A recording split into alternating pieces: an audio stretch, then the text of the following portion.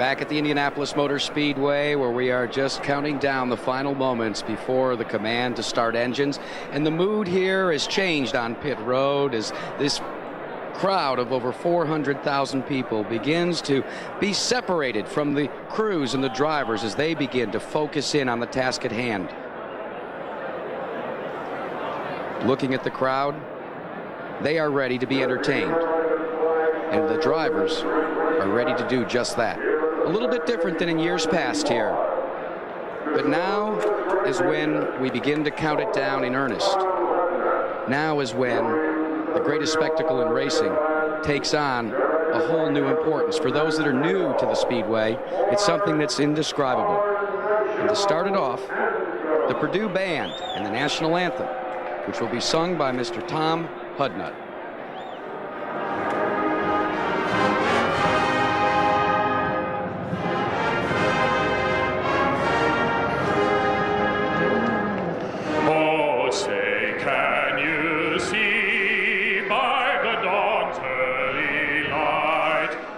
So proudly we hailed at the twilight's last gleaming, whose broad stripes and bright stars through the perilous night, o'er the ramparts we watched were so gallantly streaming, and the rockets' red glare, the bombs bursting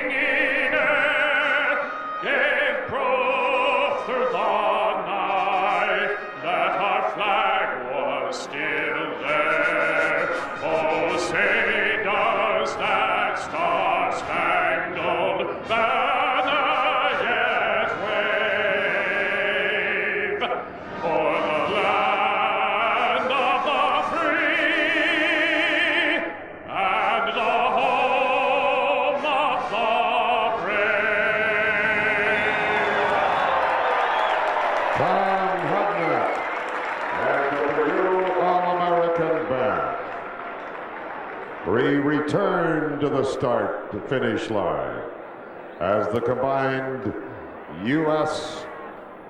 Armed Forces Color Guard stands at attention. Here is John Totten for our next introduction. Now, ladies and gentlemen, our invocation today from the Most Reverend Edward T. O'Meara, Archbishop of the Catholic Archdiocese of Indianapolis.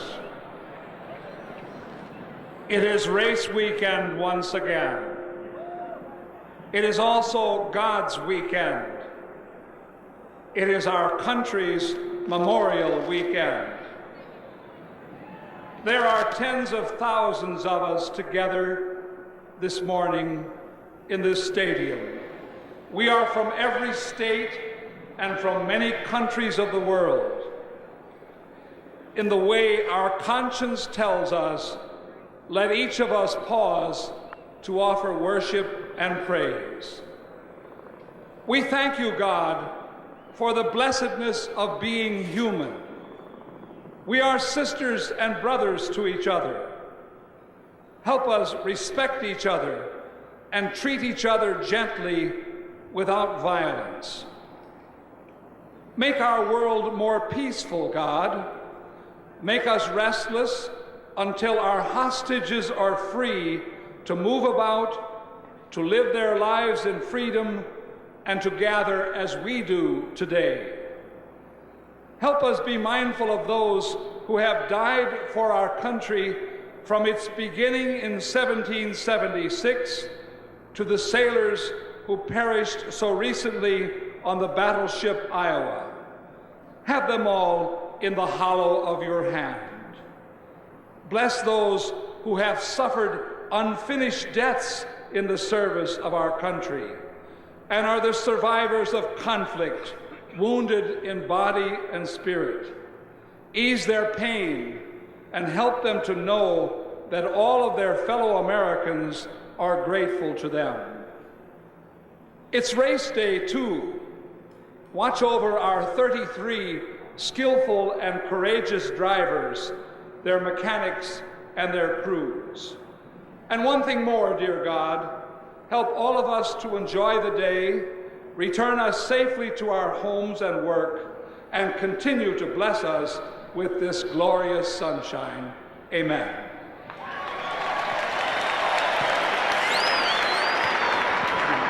Now, Jim Philippi. Ladies and gentlemen, will you please remain standing? On this Memorial Day weekend, we pause here in a moment of silence to pay homage to those individuals who have given their lives unselfishly and unafraid to make it possible for us to witness, as free men, the world's greatest sporting event. We also pay homage to those men who have given their lives unselfishly and without fear to make racing the world's most spectacular spectator sport.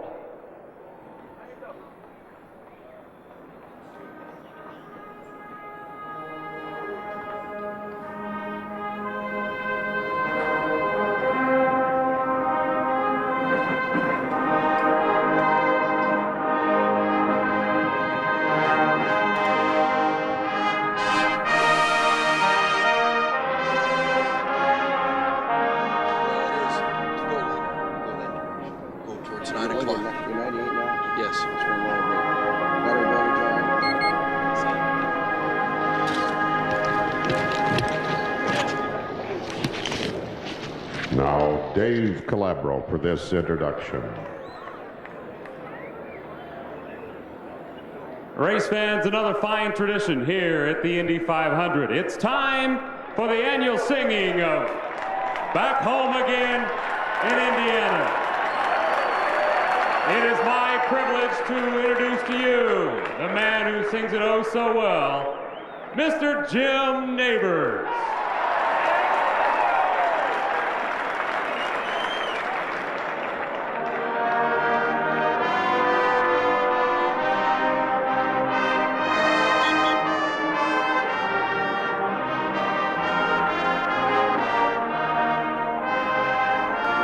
Back home again in Indiana, and it seems that I can see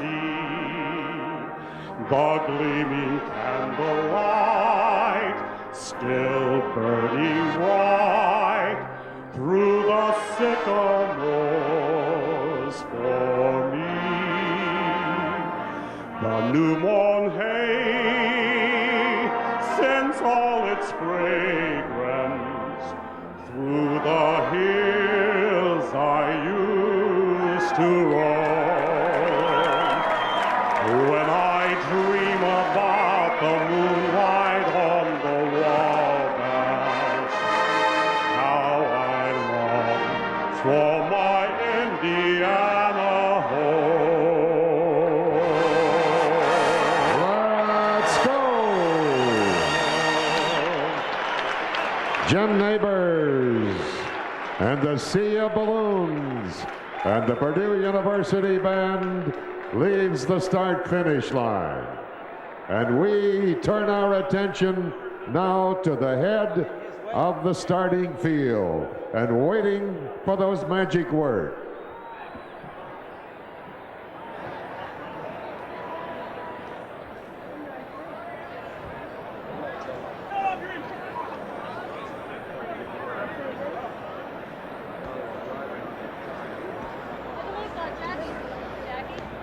This final moment of anticipation, Danny Sullivan sits ready in his machine, positioned 26 places back. Mary Fendrick Holman ready to give the command to start engines. As the formal ceremony, ladies and gentlemen, come to an end. We are at that time of the day for the command that will start the 73rd running of this event. And here to give the traditional 4 words is Chairman Emeritus of the Indianapolis Motor Speedway Board, Mrs. Mary Fendrick Holman.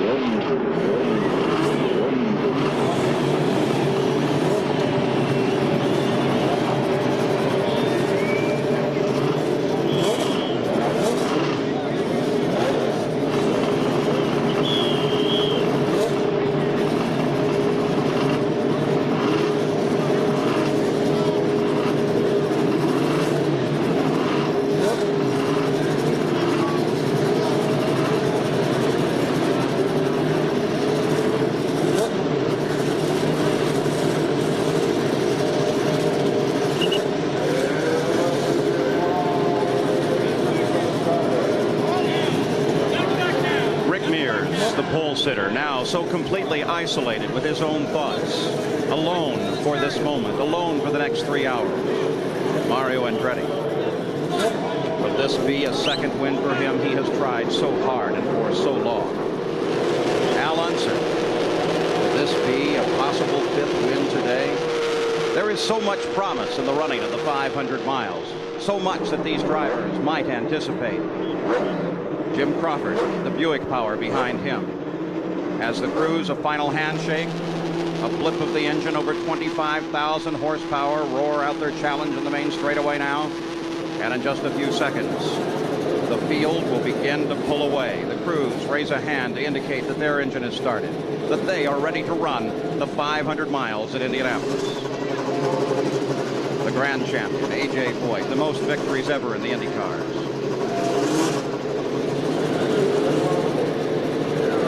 Young Michael. He's won at other tracks. He's never won here. Could this be his day to carry on his family's legacy? And Danny Sullivan. What must be going through this man's mind? A fractured right arm. And the hand that grips the wheel so tightly at this moment.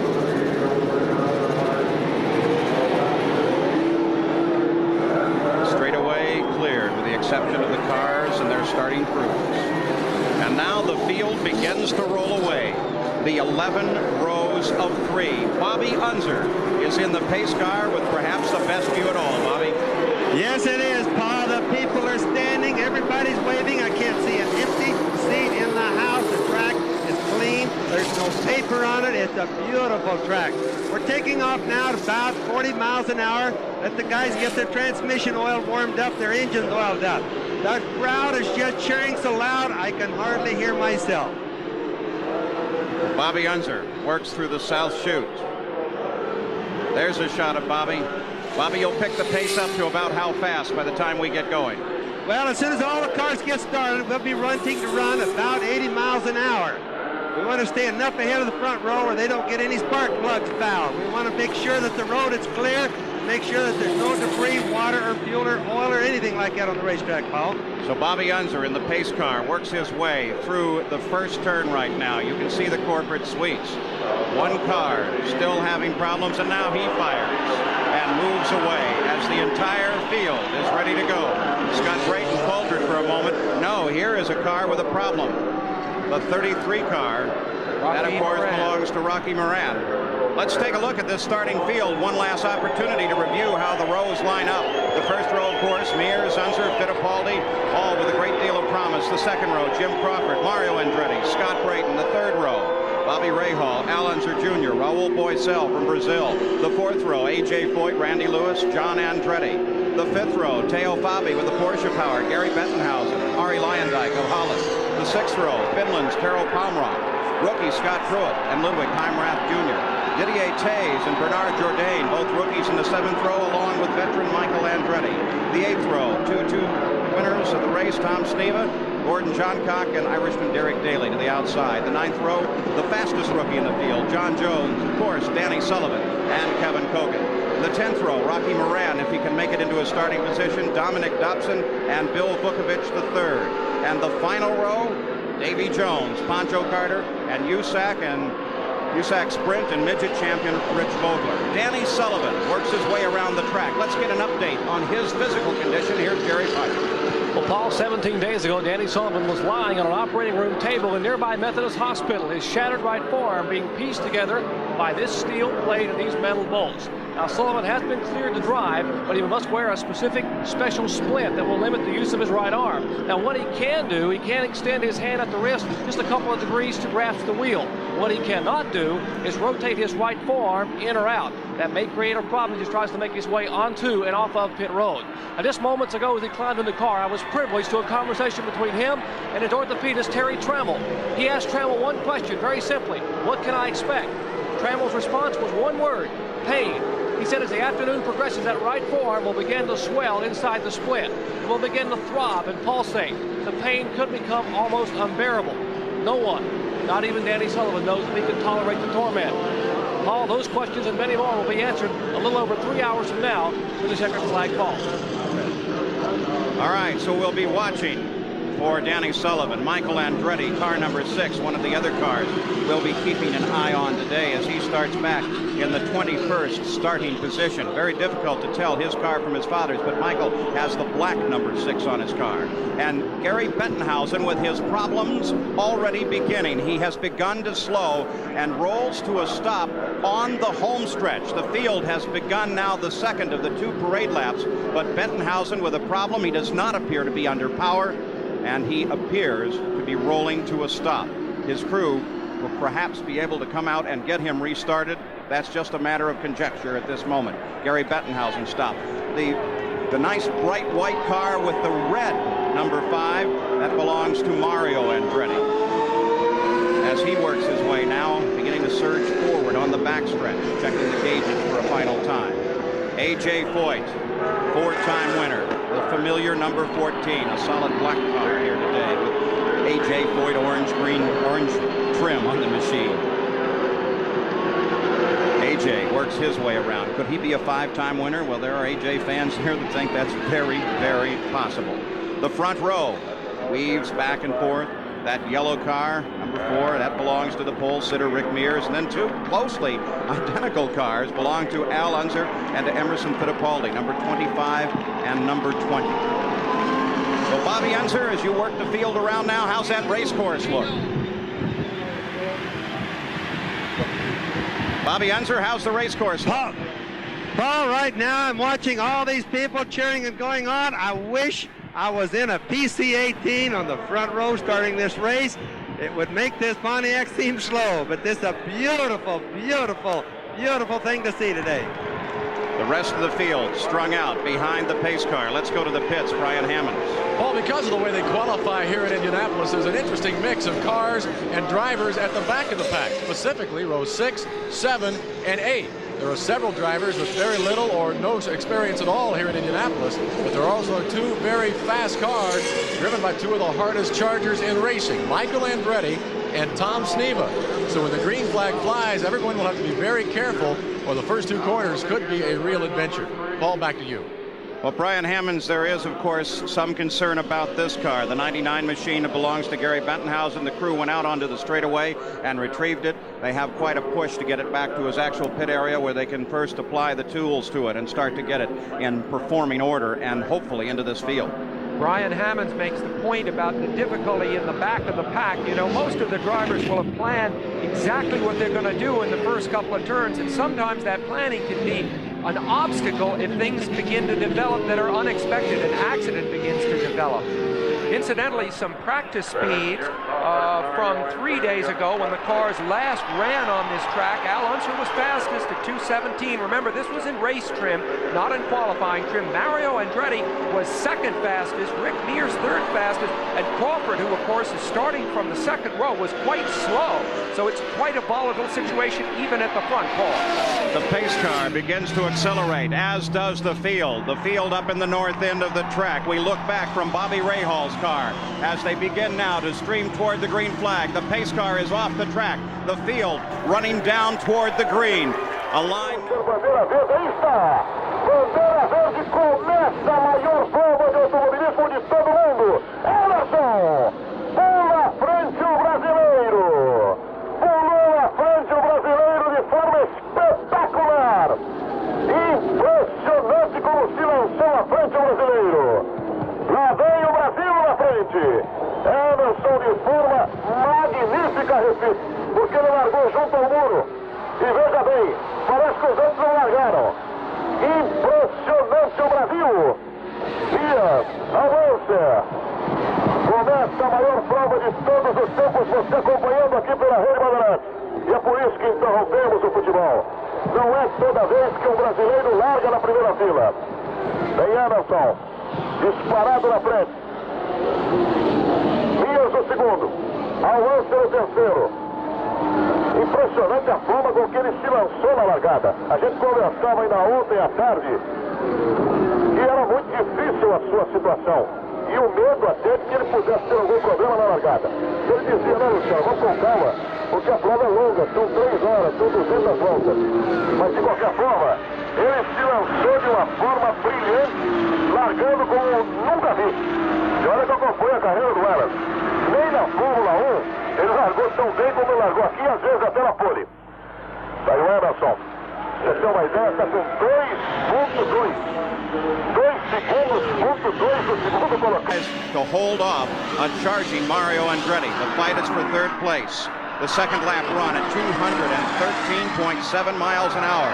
So already a torrid pace being set here at the Indianapolis Motor Speedway. There is every anticipation that a new record speed is going to be set today. As Bobby Unser said, the track, almost a move by Mario there. The track has been repaved. It is very, very fast. Temperatures are cool. The wind has ceased to be a factor. We could be in for a very fast day here. Well, Mario continues to worry Al Unser Sr. Isso já é um grande ponto. Outra coisa importante na carreira do Emerson para essa prova de hoje é que ele deve fazer cerca de 7 pit stops, cerca de 7 paradas no box, praticamente obrigatórias, independentemente das bandeiras amarelas que possam surgir.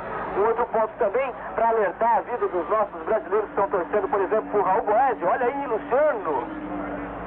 Impressionante. Olha o piloto ali, né? É o Kevin Coogan.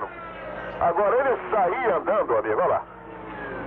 Kevin Coogan numa batida e para a felicidade geral de todos nós, eu até me assustei aqui.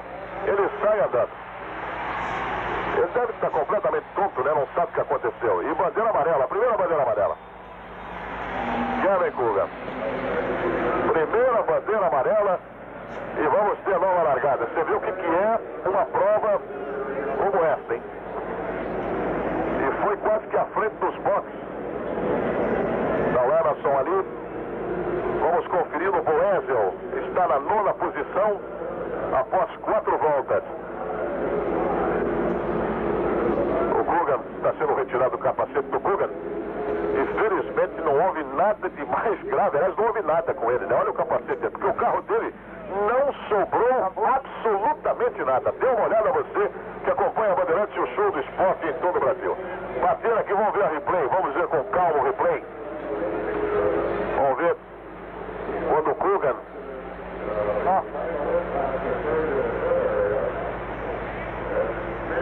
Não é possível ele sair andando. É um negócio inacreditável, hein? E outra coisa, hein? Percebam vocês que ele estava no bolo. E não houve nenhum choque com o outro. Agora é impressionante como ele sai, ele desliza, ele perdeu totalmente a sustentação. Quer dizer, o carro parece que ia lá. Vocês estão observando a câmera que está no ponto contrário, no reverso do ângulo, que é exatamente o que aconteceu com a câmera da ABC. Foi o comentário que o speaker da ABC acabou de fazer. E que ele não se conforma como o nosso amigo Kevin Coogan não sofreu nada, porque ele bateu a 354 km por hora no final da curva 4. É exatamente no ponto em que o piloto começa a estar mais rápido no circuito. Bom, evidentemente, quando a gente diz que ele não sofreu nada, é em função do carro que explodiu, né? Quer dizer, que esse tipo de acidente é o tipo de acidente que há muito tempo não acontecia durante um grande prêmio, hein? Voltamos já. Bandeirantes, o canal do esporte. Foi realizada já uma volta com bandeira amarela, já estão partindo para a 6ª volta, enquanto que os produtores da ABC estão programando mais um replay, porque realmente o Elias Júnior foi muito feliz quando ele disse que o carro realmente se desintegrou, né? Não sobrou nada do carro, hein, Elias? É verdade, não sobrou nada do carro e você vai poder observar daqui a pouquinho na repetição da ABC, quando eles mostram o lance acontecendo e depois a volta do carro. Você acaba observando exatamente como o carro se desintegra. E você pode observar também a rapidez com que o departamento médico aqui de Indianápolis foi atender o que a ideia da competência custa $750 mil por temporada. E para que vocês possam conhecer um pouquinho melhor, enquanto vai pintar a repetição aí de novo, o Kevin Coogan é um piloto que está correndo com o Matt Cosworth, 88, é da Califórnia, tem 33 anos de idade e já correu 8 provas aqui em Indianápolis. Realmente, praticamente se desintegrou o carro, Luciano. O que pegou ali na câmera foi a roda, né? E ele vem no cockpit sendo arrastado. Olha só, ele está aí dentro. E quando ele foi retirado agora, enquanto nós estávamos no comercial, ele foi colocado numa maca com uma proteção no pescoço e evidentemente deve ter afetado alguma coisa, não é possível. O fato de ele ter saído ter saído andando já é um milagre, né? Agora, sem nenhuma escoriação também era demais. Olha só, a câmera está colocada aí, que é a entrada do box. E a roda pega na câmera. E é só a câmera, viu? Não tem o cameraman. Para felicidade também é só a câmera. São 38 câmeras que a ABC colocou para essa transmissão e nos pontos críticos, como por exemplo esse da entrada do box, e também alguns pontos muito altos, a ABC não coloca a cameraman, e sim controle remoto. O carro deu uma levantada ali, né? Quase que ele decolou. Agora tá frágil esse carro, hein? Vamos ser bastante honestos, porque teve gente que bateu no treino. O próprio Jim Crawford, que bateu no treino, que largou na 4ª posição, teve que mandar o carro para a Inglaterra, refizeram o carro. Olha o que sobrou do carro. Praticamente o motor do carro inteiro, né? Bom, 6 voltas completadas, está saindo de ambulância o piloto Kevin Coogan, ele que foi companheiro do Emerson Fittipaldi um bom tempo, né? Há 2 anos atrás na equipe. O Kevin largou exatamente na 9ª fila. Backed it into the guardrail at the pit entrance, hit her pretty hard. The good news is Kevin Coogan seems to be okay. Paul? So Kevin Coogan takes a trip to the track medical center, but he appears to be all right. 6 laps are now complete at the Indy 500. Emerson Fittipaldi leads, and we run under yellow.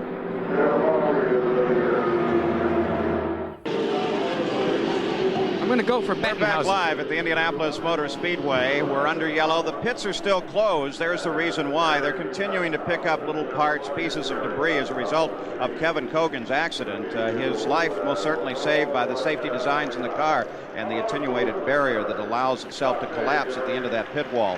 On board with Michael Andretti, who so far in this race has had a pretty good run. He started 21st. He is now up to 13th, and he did that in 2 green flag laps. We now have 8 laps into the record book. And Emerson Fittipaldi is out in front, but of course running under yellow. Ahead, you can see the rest of the field that lies just ahead, the 12 cars ahead of Michael Andretti.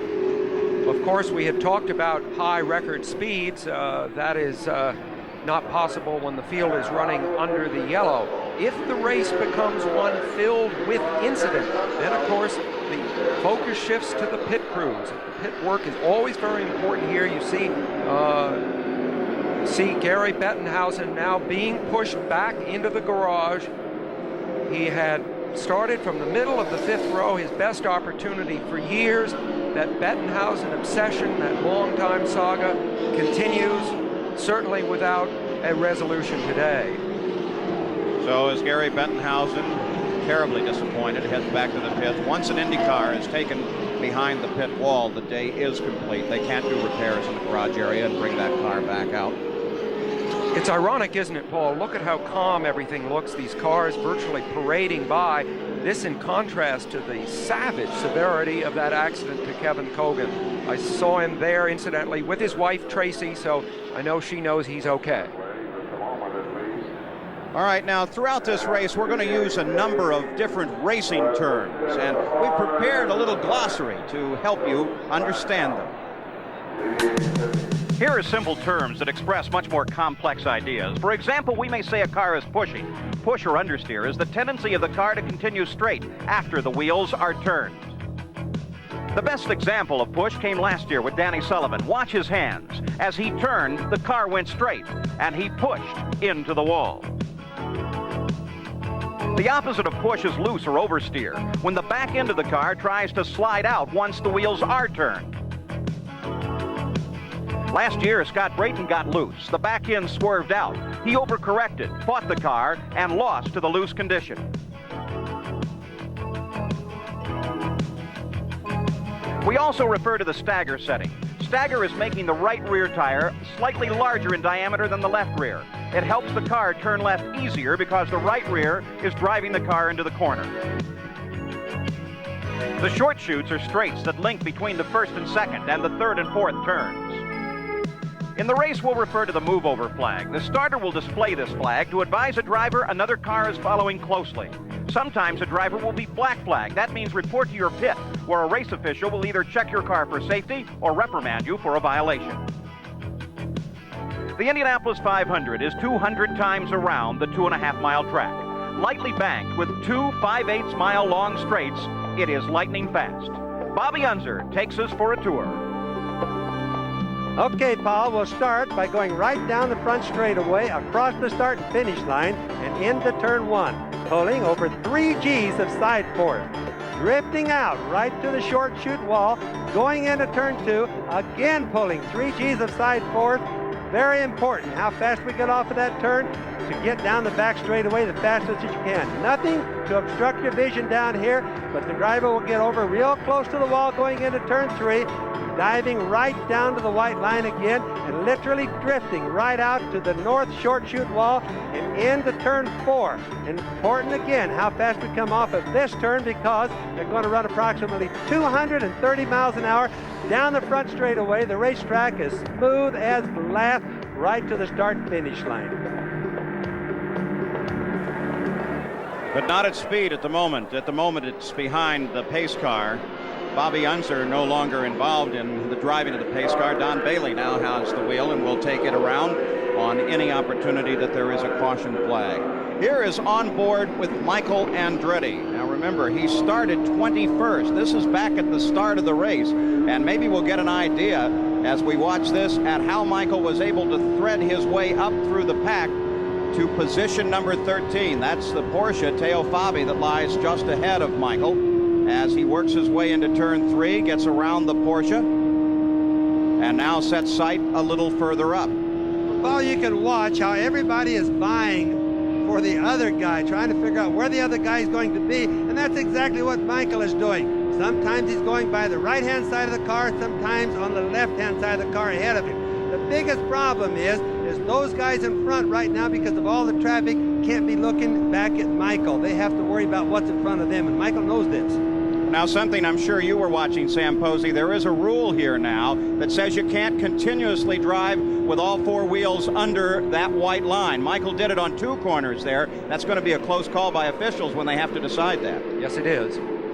So we're under yellow at the Indianapolis 500-mile race. The 73rd running. Emerson Fittipaldi is still out in front of the field after Kevin Cogan's accident. We'll be back.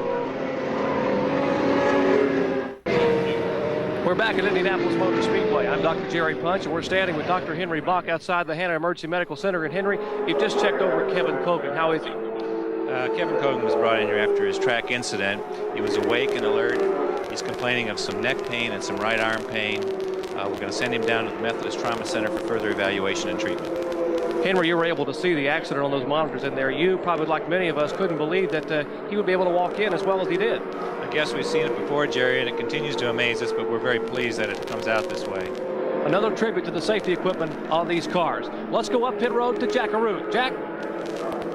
Jerry, it's a very quiet gasoline alley for Gary Bettenhausen. Gary, this was supposed to be your year, and you're out. What happened? We don't know. Something, I think the cam broke or something. Was just first gear warming up, and all of a sudden the engine went pop bang, and I quit running. And your feelings, though, you know, you really had pointed towards this one and felt that this was the best shot you've had since probably mid-1970. How do you feel now? Truthfully, I can't say it on air. Disappointed, you know. I really felt I had a chance to run right up in the front today, and with a little luck, maybe even win the race, because it's a 220-mile-an-hour race car. You said it before when we did the story on the Bettenhausens. You don't know how many more years this family can give to this place. Any thoughts now about that? I have to start counting days again. Seems like a long time till next year. Well, it's the 35th year that a Bettenhausen has been in the 500 field. Gary Bettenhausen now looks ahead to year 36. Let's go back again on videotape and take a look on board Michael Andretti's car as he approaches the accident scene. Debris all over the race course. Look at that, down to the left.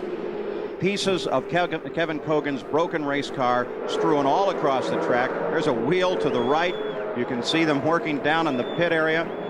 It's a very, very devastating crash. A lot of parts on the track. Now, let's go over to Brian Hammonds. Paul, I'm very pleased to have the Vice President of the United States here with me, Dan Quayle. And Mr. Vice President, you've been to this race so many times, but I understand it took some schedule juggling to make it this year. It did take some juggling in the schedule. I was not scheduled to come here, and all of a sudden I said, look, I always go to the Indianapolis 500-mile race. There were some concerns about security, but we got everything worked out, and we're delighted to be here. I couldn't imagine missing my first race of Indianapolis as Vice President. I didn't. You said you've seen this race over 20 times. Have you picked up any favorite drivers over the years? Well, you go back over the years, Parnelli, Jones, of course, Mario Andretti, and A.J. Foyt have been here for a long time. You now got the Penske cars. They dominate the front row. You watch those cars, but it could be a very interesting race, as it usually is. Who's your choice here today? I don't have a favorite choice. It will take somebody very special, very skillful to beat that front row. Mr. Vice President, it's been a pleasure. Enjoy the rest of the race. Thank you very much. Paul, let's go back to you. All right, Dan Quayle. I bet he's got a little better seats this year, though, Sam, than he would in the past. But you know, he said it would take a lot to beat that front row. How about superstitions? Do you realize that number 4, which is Rick Mears' number, has never won a race in a year except one ending in 0? And do you realize that no one has won from the middle of the front row since Mario did it in '69? That might put Al out. And how about Emerson? His problem is he's got too many letters in his name, believe it or not. Donald Davidson, the great historian out here, pointed out that in the last 20 years or so, you have to have a short name like Mears or Foyt or Unser to win this thing. Well, the field works its way down the home stretch again, completing lap number 14. All but 12 of those laps have been run under caution, 12 under caution and 2 under green. Now on the 15th lap as the leader comes across the line. Fittipaldi is still the leader of the race. He has led in 3 different 500-mile races, and they are now reporting that Kevin Cogan will in fact be taken to Indianapolis Methodist Hospital, where he will be examined to make sure that everything is okay. The medical center here, while it's very, very good for immediate trauma, is better used only for the immediate situation. Let's take a look at this accident again, because it puts me in mind of 1964 when Dave McDonald, in a very similar spin, crashed against the inside wall, burst into flame, but didn't have the advantage of being caught by the outside wall and went into the path of Eddie Sachs. It took both of their lives. Look how much better the safety is today. Now the field begins to accelerate as they come toward the 4th turn. Sai o pescar. De novo. Vamos ver se o Emerson vem de novo. Olha o Morandete por fora. Mario Andretti assume a 2ª posição. E agora a briga vai ser brava ali. Emerson mantém o 1º lugar, Mario Andretti o 2º. Rick Mears fica para a 3ª posição. O Mário, o velho lobo, veio com tudo. É um excepcional piloto, de um carisma. É um dos favoritos também para a conquista aqui das 500 milhas de Indianápolis. Começa a corrida na volta de número 16, Emerson Fittipaldi do Brasil em 1º lugar, Mario Andretti em 2º, Rick Mears em 3º. Vamos ver se mantém a mesma condição de largada. Largou de forma estupenda o brasileiro. O Mário está chegando ali. Exige uma concentração danada esse circuito. O Emerson out in the pits, and that's really a good old USAC sprint car start, what that is. But nonetheless, Mario did get by into 2nd place. The 20 car Emerson Fittipaldi is running in the lead of the Indianapolis 500-mile race. We'll update a couple of drivers for you. Rocky Moran was finally able to take advantage of that yellow and get underway. Remember, he had trouble starting his car when the command was given as well. So Rocky Moran, after 8 laps under yellow, was able to get into the Indianapolis 500. And Jim Crawford, who started in 4th position, dropped back a little bit and is now running in 8th place. At the front of the field, it's still Emerson Fittipaldi, now followed by Mario Andretti. Rick Mears is running in 3rd place. Al Unser Jr. is up in 4th, and his father is running in 5th. What you see right now, Paul, is that some of the cars are separating a little bit. There seems to be a distance between, for example, Emil, Mario, and then to Rick. And the reason for this is very early in the race, the racetrack, as far as being slippery, is just still a little tiny bit slippery. The guys don't want to run in the turbulent air for a little while until they can kind of feel each other out. Other than the pass that we saw from Mario, that's about it for right now. Danny Sullivan is playing it very careful. He has that broken right arm. You're on board with Bobby Rahal right now as he works his way around the speedway. Rahal, you know, once told me that emotion is the enemy of the race driver. You try to keep your emotions in check, but you know, on a beautiful day like this with a giant crowd like this, if your car is running well, and Bobby's is running well, it's hard not to feel a sense of exhilaration. Bobby, you've been out front. That's looking out the back. Yeah, you've been out front in this race. Did you feel a layer of emotion entering into what you were doing? Sam, I was talking to Ray Hall down at the starting line just before the race started, and he's the coolest cat you ever saw. He was describing how he came here his rookie year. He walked out through the garage area, he looked at this crowd and said, "Oh my gosh, would you just look at all of this?" He says, "I didn't even know if I should be here." Now here is a car into the pits. It's the 91 car, Gordon Johncock. And the way he wheeled it in and the way the crew is approaching it, it looks like he may also be done for the day, Bobby Unser. That has to be terminal. It looks like it's something in the engine department because it definitely just shut it down totally. No enthusiasm. So it was definitely terminal, Paul. Now, Bobby, something we're going to have to keep track of as we watch them take the back cowling off of Gordon Johncock's car, two-time winner at the 500, is the situation with this white line rule where they can't run continuously under the white line. What's your understanding of the situation?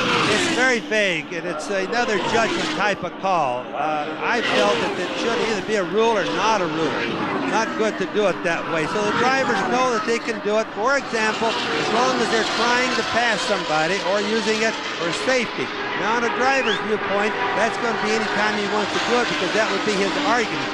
The problem with it, of course, is if USAC decides to do it, they can zap them like a stop-and-go penalty, which could, in fact, cost them the race. The rule is just too vague, Paul. Already now 21 laps of the 200 are complete here at the Indianapolis 500, and Emerson Fittipaldi begins to approach slower cars in the field, working his way through the first turn. He's a great two-time world champion. He really knows how to work his way around this race course, but like all people, he's subject to nerves. We ask him how he handles his nervousness. With the years of experience, I'm able to sleep. If I found some place where I can lay down and sleep, I love to do that. And I think that's a way to take all this pressure from like a balloon, that you build up a pressure and it's there. And then this balloon pressure starts going down, and I'm able to, with doctors I check, I'm able to get my heartbeat nearly my normal before the race starts. I can be down to, I would say, 65 beats per minute, just a few minutes before the race starts. And I think that's when I'm feeling really great. Emerson Fittipaldi leads on the backstretch. Slower cars just in front. Didier Tays, he comes around him, comes to the inside now. And the rhythm that he keeps here is going to be critically important to him to make sure that he can get around the course and time his passes without actually getting involved with a battle with one of those slower cars. Rhythm is important, but sheer speed has become very much a factor. Emerson turned a lap 2 laps ago when he was in the clear of over 218 miles an hour, which is faster than anyone went that Thursday when they last ran. As they say in horse racing, this track is playing fast right now. And Emerson has become quite an oval track racer. He comes to the road circuits, he comes from Formula One. And Emerson Fittipaldi has certainly broken into being a good oval track racer. Well, if there was a question about Danny Sullivan's right arm, it should be going away at least for the moment. Danny Sullivan, who started 26, has now moved up 11 positions and runs in 15th place. On board with your nephew, Al Unser Jr. Well, you can see all the dirt that comes up from the other cars. That's the first thing we see on the camera. That's all debris from the racetrack. Shows you that as clean as this racetrack is, it doesn't get completely clean. There he's going to the left, 3 abreast, going right down the front straightaway with Al Jr. And picked up 3rd place from Rick Mears as he did so. So little Al moves into 3rd as Rick falls a little further back in the field. Shades perhaps of last year. Is there a handling problem there? Or is this Rick's strategy? Just stay in touch with the lead. Well, when you speak of last year and we see little Al pull out to pass Didier Tays, he's lapping Tays there. But the point is that last year, and there's, boy, Rick Mears not taking this pass easily. last year, at this point in the race, Rick Mears was almost a lap back already. Here's Fabi in the pits. That Dale Fabi, the Porsche, has a problem. He slowed on the race course after moving up to 12th. And Gordon Johncock is out of his car and out of the race. Let's go to Brian. Gordy, what was it that put you out of the race? Evidently something happened to the engine going down the back straightaway. It just blew up. It's a hot, sunny day. What are the track conditions like? Well, the track conditions are real good. They've never been better. Gordon Johncock, two-time winner, done today. Paul? Gordy Johncock has not finished a 500-mile race here since he won. And that close finish with Rick Mears back in '82. And look at Rick Mears as Al Unser comes past Rick Mears and picks up a position as well. And Bobby Rahal is right in there, too. Rahal is really pushing it right now. You see him in the center of the screen. This is a great battle. Of course, each of these men has won the Indy 500. And one thing about having won this race is once you've tasted that, Rick Mears tries Rahal to the inside. Mears ducks under that line, tries to get Bobby Rahal, can't do it. Now, Paul, that's the white line rule deal that we're talking about, that it's okay. There's Rick running all four wheels under the white line, trying to pass Rahal. Now that's totally legal to do today, so the folks can watch as the race goes on. There's a patented Rick Mears attempt as he takes it almost to the grass on the backstretch and gets around Rahal again. Now what that is, that's brute horsepower. That's a Chevrolet against the Cosworth. Now Rahal has the new short stroke Cosworth in there with two of them in the race, Leindyke and Rahal. Obviously Rahal's running very good, but not as good as Rick Mears, because Rick just outpowered him. Rahal now runs in 6th place. Rick Mears was able to get up to 5th. Here is Danny Sullivan and Emerson Fittipaldi coming to overhaul Sullivan, and Sullivan now goes 1 lap behind the leaders. Now the reason he can go by on the straightaway like that, Paul, is just because Emerson's getting through the turns better. Danny's arm obviously isn't working as good as it does when it hasn't been broken. So he doesn't go through the corners quite as fast. So therefore, straightaway speed's a little slower, and Emo just passed him right down the straightaway. All right, so Emerson Fittipaldi is out in front of the Indianapolis 500. We're seeing some great battles in the top 6 as we continue here from Indianapolis. We'll be back. We're back live at the Indianapolis 500. A tremendous fight for 5th place, as that's Al Unser Jr. on the outside, and Michael Andretti comes to, or Al Unser Sr. on the outside. Michael Andretti comes to the inside. They've been battling along with Bobby Rahal in that fight, as well as Michael, who started back 21st, threads his way up through this field and doing an incredible job. Michael Andretti may be the 2nd fastest runner on this track right now, next to Emerson Fittipaldi. There you see Al Unser Sr. on the left of the screen, closely pursued by Bobby Rahal. On board with Bobby Rahal. Interesting thing about Al Unser Sr., he told me there's one problem with not racing often, as we know he races only in the 500-milers. It is, while he's headed into the pits there, this is not a pass strictly on the track. It is that it's hard to get yourself up for running in traffic, and yet he's done absolutely beautifully today. Watch him come fast down this new smoother pit lane. You can judge your braking distances much more accurately than you could in the old days.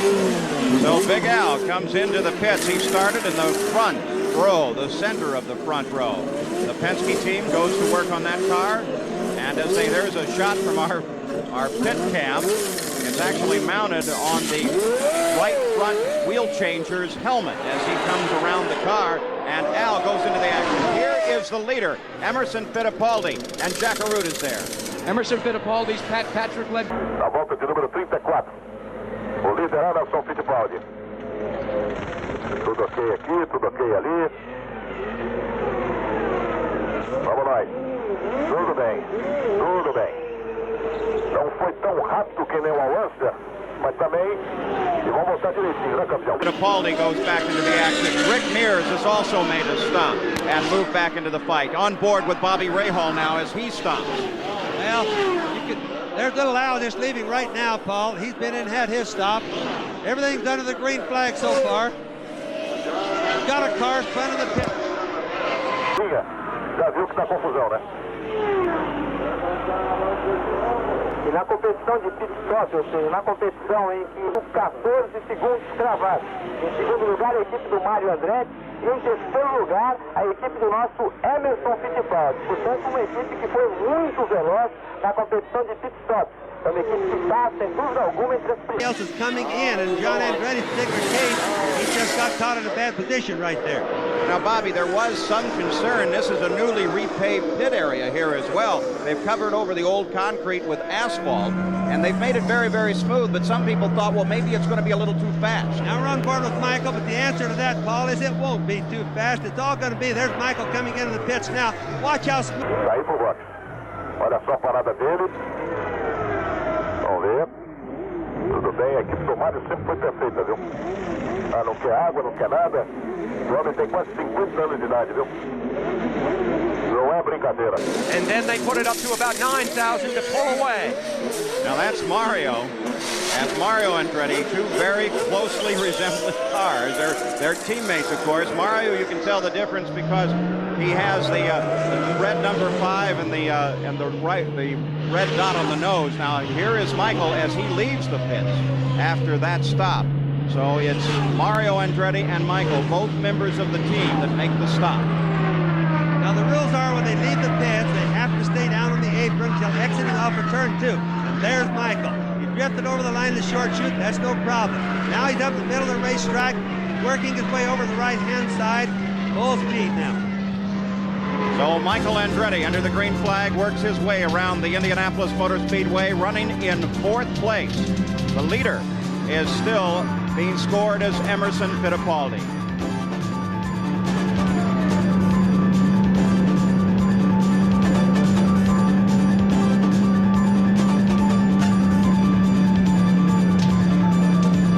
We'll be right back.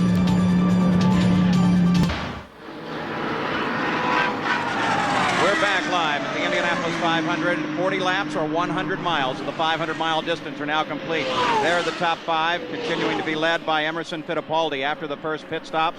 There we go, looking at 6 through 10. Nice little battle developing right at 6th place right now. Then Lyondike, Ray Hall, Bosell, Jim Crawford round off the top 10. There's Teresa Fittipaldi, her husband, leading the Indianapolis 500. The whole Fittipaldi family is here. They've had a great week, but they're short quiet at the moment as Emerson Fittipaldi, for the 4th time in his life, leads the Indianapolis 500. The number 2 car belongs to Al Unser Jr. He has been part of an ongoing fight that has revolved around 3rd, 4th, 5th, 6th place. The race started with Fittipaldi jumping into the lead, and then 2 laps later, it was Kevin Cogan slamming the wall, bringing out the yellow for almost 18 laps. And then when they went back green again, Emerson began to steadily pull away. The fight developed behind him. Let's go to the pits.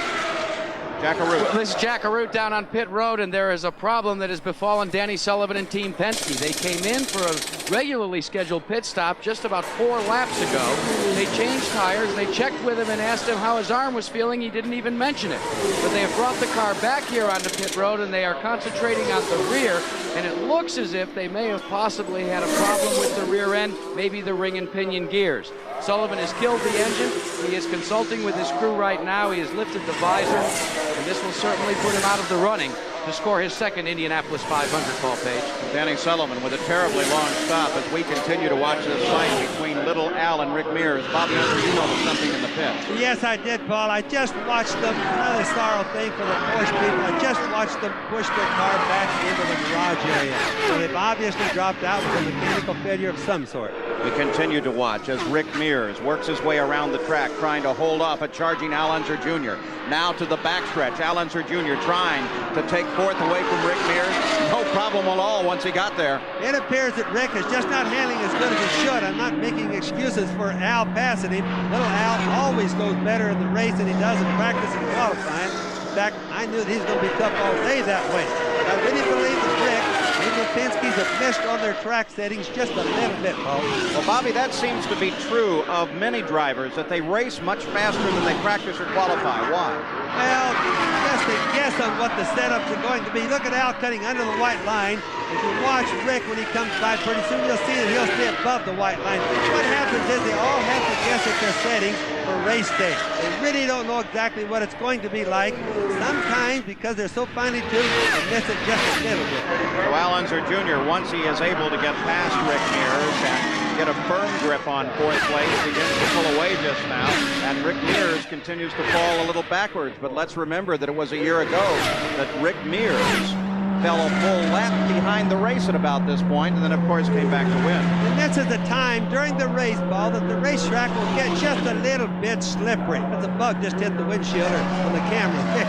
But the racetrack will get just a little bit slippery. Danny Sullivan sits in his car. And pretty soon it'll go away and the track will come back again. And you'll see a lot harder race. You'll see the cars group up a lot more then.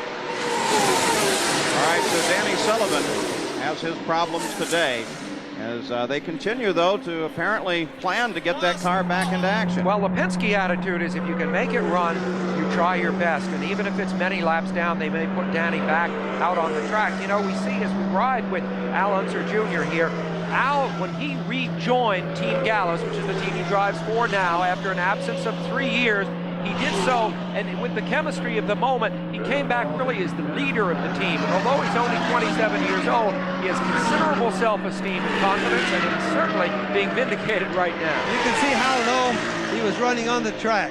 There's Sullivan going back out, so he must have temporarily at least got his troubles fixed, or maybe they got him fixed good, but he doesn't seem to be in a lot of a hurry. But you can watch Al now as he comes down into the turn.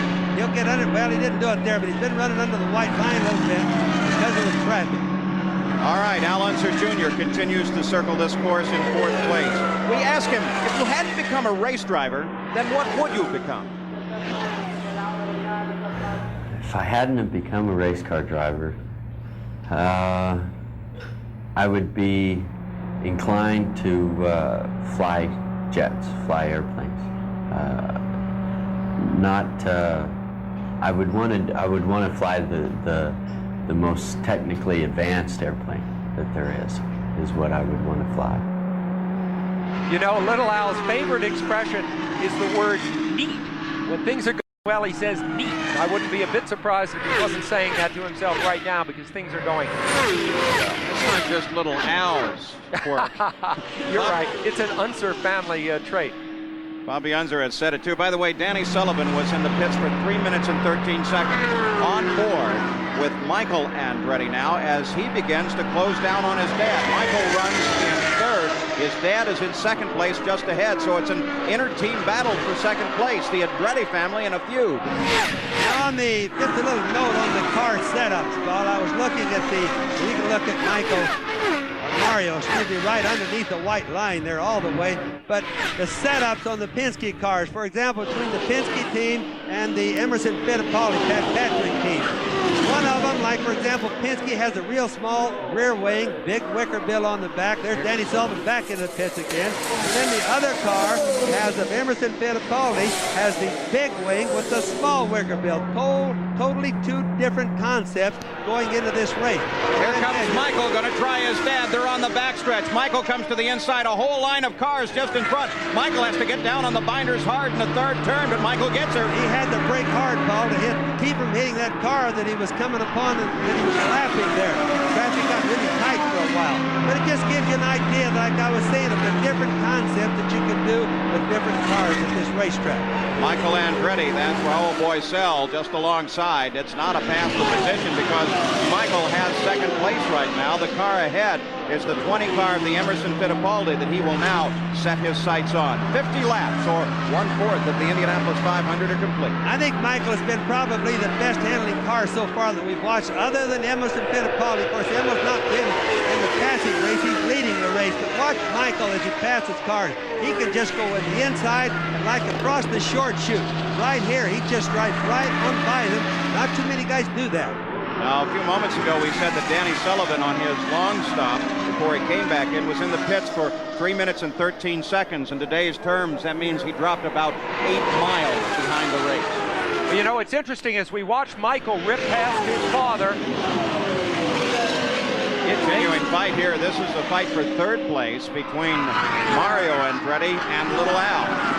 Makes you think really about the father and son business because Mario let Michael by. Absolutely. There is Al Unser Jr. tucking back in behind Mario.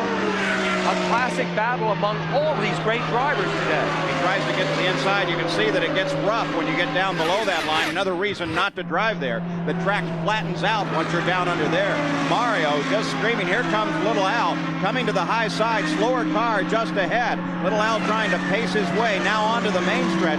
looking to his mirrors to see where Mario is. Mario is right there as well as they continue their fight down into the first turn. Both very low, trying to avoid that slower car sitting just ahead. Well, that slower car is really holding him up, really making an exciting race out of him. I guarantee it's got them worried an awful lot. They're having to weave back and forth, making them not know where the other guy's going to go, and they're running all the way down to the track. Shouldn't be worried about that car ahead. That's Rick Vogler. He's one of the real veterans of the tight ovals and midgets and sprints, and he really knows how to get away around an oval.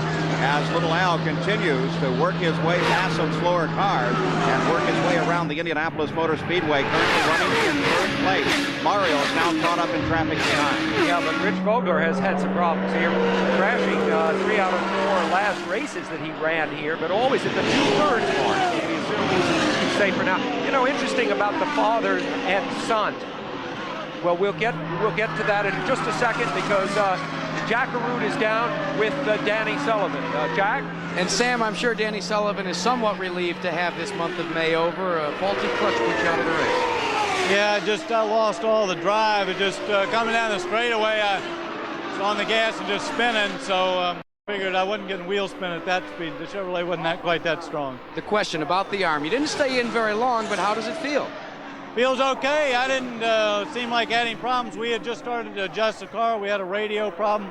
I didn't like losing a lap early on, but we would have been okay. Now, for Team Penske, there doesn't seem to be the domination that we've seen in other years. Fittipaldi has broken to the front. Have maybe the Penske team missed the setup just a little bit this morning? Well, it's a long race. We're not very far into it. Don't forget, last year I ran away early on and hid, and Rick and Al came back, so we'll see. To reinforce that, Paul Page, we did check with the crew chief on Rick Mears' car, and he said that's precisely it. They've set a race pace. They're not at all concerned, and they said wait till the second half of the event. Well, Rick Mears, Danny Sullivan's teammate, runs back in 6th place right now. There's the leader, Emerson Fittipaldi. He has led right from the green flag through a 12-lap caution period and through the first 125 miles of this Indianapolis 500. Of course, we should remember that at this point in the race last year, Rick Mears was 1 lap down, and he came back to win. Emerson Fittipaldi is out in front at the Indianapolis 500. We'll be back with more live from Indianapolis after this. And it seems that crowd gets larger every year. Bobby Rahal stopped on the racetrack, and they have brought out the yellow flag as a result of this situation. He's going to have to be towed in. Bobby Rahal stopped on the course. Bobby Rahal signed with that team, Craco, this year for $1 million. So this is a man being paid $1 million. And the leader is going to make a stop under this yellow. Comes at a pretty good time for the leaders, really. He last stopped on his 34th lap. We're now on the 61st lap. So they've gone almost 30 laps, and Emerson Fittipaldi and the Patrick team making a stop. Here's Jack Arute. Well, Chip Ganassi, who's one of the co-owners, was waving at the crew because there was a giant piece of plastic on the front wing. They finally got pulled away. They have changed to the harder compound tires, as we said, as Rick Mears and Al Unser Sr. make their way onto pit road. All the lead cars have now gone to the harder compound tire. The softer tires are now put aside, and when we talk to the fellows here, as Al Unser Jr. also goes by, they're all going to stay with the harder tires. So the tire story has become less of a story now as we near the quarter mark of the race.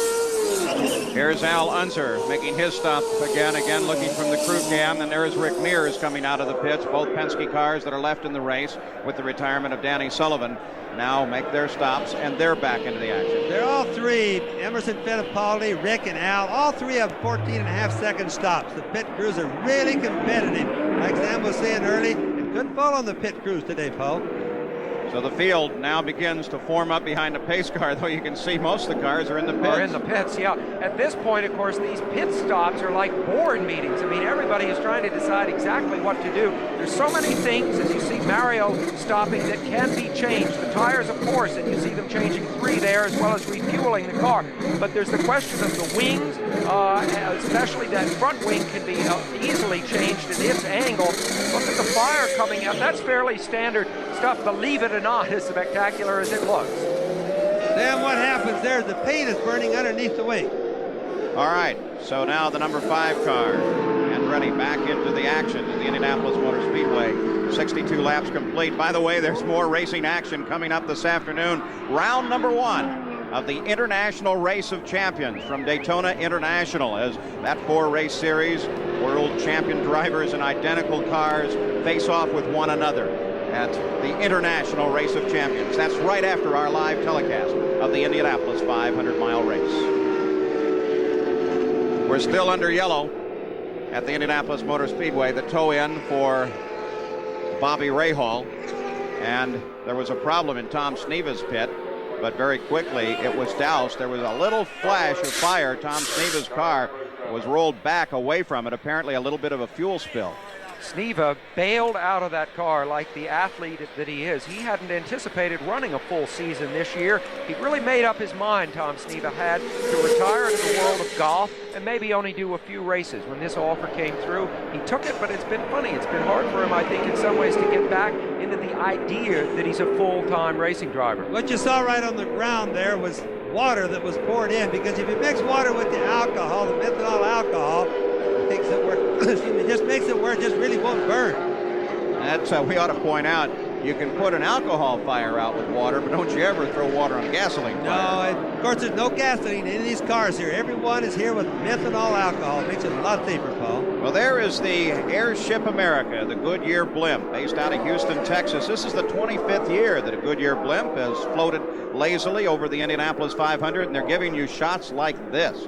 Tremendous shots. It used to just be a nice, pretty shot, but now you can see first and second place as they set themselves up under the yellow flag. It becomes actually part of the race coverage as technology continues to improve in the coverage of motorsports. Under yellow at the Indianapolis Motor Speedway, 63 laps complete. All 63 are being scored to Emerson Fittipaldi, who jumped in the lead right at the start.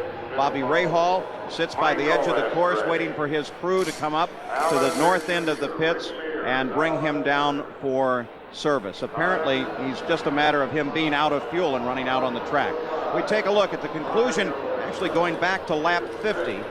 At the rundown at that time, Fittipaldi, Andretti, Unser Jr., Mario Andretti, Rick Mears, Al Unser, Ari Luyendyk, Bobby Rahal, Jim Crawford, and then a lap behind the leaders, Boiselle, Pomroth, Brayton, Dobson, A.J. Foyt, now 2 laps behind the leaders, as is Scott Pruitt, running in 15th place, then Davy Jones, then John Jones, Billy Vukovic III, then going 3 laps down, Ludwig Heimrath Jr., Rich Vogler runs in 20th place, Didier Taze and Bernard Jourdain also 3 behind the race. John Andretti 4 laps behind in 23rd. We look down through the rest of the field now, 30 cars. Teo Fabi is running in 30th, 27 laps behind, and of course some of those cars are out of the Indianapolis 500. That's a rundown of all 33 cars in the 500, and with the improved scoring that we have, that's, I think, the first time we've ever seen all 33 in the running of the race. I think if you have an overview of what's happened, it's the surprise that Fittipaldi has dominated the Penske team as much as he has. In turn, the Penskes have not been as strong as we anticipated. The Andrettis have almost taken the Penske place. They've moved up Michael Andretti, of course, from way, way back into second place. So it's been a race, to this point, filled with surprises. Again, let's go back to 50 laps for those who like to keep score of this race. Take a look at the summary.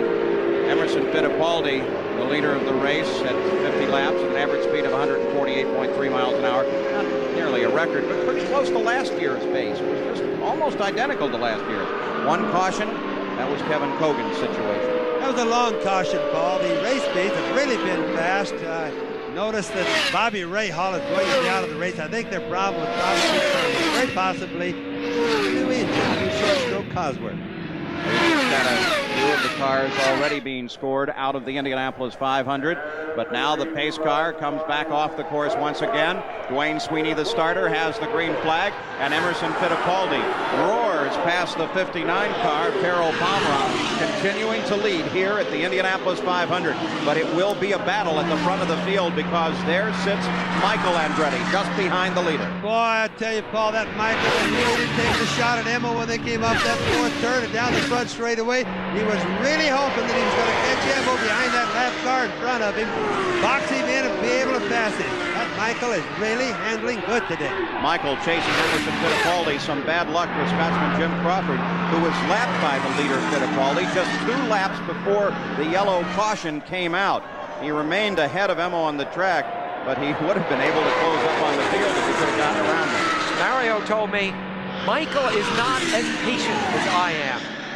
He has always done well. He deserves the best. But if there's a flaw in anything he does, it's that he's fairly impatient. He wants to get ahead quickly. He may not be able to get up to Emerson, but if he does, it'll be interesting to see how he handles the situation, Bob. And as the day progresses on, watch Michael's groove. Michael has a groove around this track all of his own. He'll run lower, not only in the turns, the short shoots he'll run lower, and in the long straightaways he'll run lower. He is literally the only car on the track that runs that type of a groove. Now his dad would probably the next closest to it. But Emerson Fittipaldi, as we'll see the two of them running together, will be in a totally standard like Rick Mears or an Al Unser group. Michael Andretti works his way around the Indianapolis Motor Speedway. Numa dura caçada, ele que largou na 21ª posição. Não é brincadeira. É, lá, tá indo embora, tá indo embora. Vamos ver nessa volta aí, vai colocar um segundo, vamos ver. Um segundo cravado, hein? Um cravadinho. O Anser que estava na 6ª posição. O Boésio está em 9º. Com essa parada vai para 8º, hein? Você está com melhor memória do que o locutor aqui da ABC que dizia o seguinte: vai bem pro box, não lança. Aí o comentarista falou: acho que não vai muito bem não, porque ele tinha acabado de fazer um pit stop. E exatamente deve ter algum problema, foi provavelmente solucionado, mas quando o carro começa com problema, dificilmente ele consegue se acertar. E o Emerson Fittipaldi está mantendo uma regularidade impressionante, além até da expectativa. And what they're trying to do is to give it more free travel. Somehow or another, maybe the hydraulic pressure has built up some heat, expanded, causing the clutch to release just a little bit. This would be disastrous if they can't fix it. A long 28-second stop as Roger Penske watches over his team. Well, Penske, more than anybody, approaches this almost in a military fashion and knows what strength in numbers means. He started the race with 3 cars. In effect, he has only one left to him now, Rick Mears, and this race isn't even halfway over. So this is not the kind of race that Roger likes to see develop at all. Al still working his way around the track, trying to come up to speed, but it is not rolling fast. The clutch is still a problem. That would leave Roger Penske with only one hope, the number 4 car of Rick Mears, and it currently lies in 4th place. Keep another thing in mind, Paul. It could be that all 3 cars, remember, they are identical cars. The setups are almost identical on them. Could it be that 3 of them are going to have the same problem? That's the problem they had last year with the wings breaking, the wing bracket. It's possible. That's what's so important about the Indianapolis 500. It is the first race at 500 miles of the year. The furthest distance these cars have seen in head-to-head combat has been 200 miles. So once they get beyond that, they're into new territory. The view of the great Indianapolis Motor Speedway. First and second work their way through the short chute at the north end. Fittipaldi leads. Michael Andretti runs in second. Then Little Al. Then Rick Mears, the hope of the Penske team. And then Mario Andretti. We'll be back with more coverage of the Indianapolis 500 after this message and a word from our ABC stations. We're back live at the Indianapolis Motor Speedway. You watch Al Unser's team work on the car from the crew cam on Rick Reinemann's radio. Big Al still sits in the car. Apparently they feel that there is an opportunity to repair this car and get it back into the run. I'm Paul Page with Sam Posey and Bobby Unser. We're at the 73rd running of the great Indianapolis 500. Roger Penske stays in Rick Mears' pit, concerned mostly with that car, but of course his concern spreads to this car and the entire team. One of his cars, Danny Sullivan's, is already out. There's the Penske record thus far at the Indianapolis 500. Gravíssimo do Kevin Coogan, que felizmente o Coogan saiu andando, né? E até agora nenhuma outra notícia com relação ao problema no pescoço. Mas tenta bater o problema do pescoço é brincadeira. E depois voltou a largar com o Michael Andretti atrás e realmente com tráfego, com tudo, vem mantendo brilhantemente essa primeira posição. Boésio, olha o outro brasileiro, Boésio, 8º colocado. 72 voltas. Primeiro Emerson, segundo para Michael Andretti. Terceiro colocado, Al Unser Jr., quarto, Rick Mears, quinto, Mario Andretti. São os 5 que estão na mesma volta, hein? Depois já tem gente com 1, com 2 voltas. O Roger Penske estava bravo lá por quê, Lia?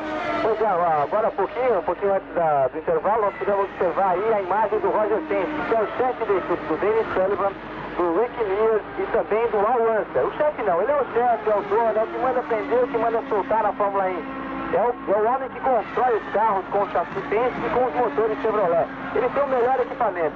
Pela primeira vez na sua vida, na vida da sua equipe, ele decidiu vender o seu equipamento para um outro piloto. No caso, o piloto brasileiro Emerson Fittipaldi, que teve cacife e que não sabe nem o que está olhando, né?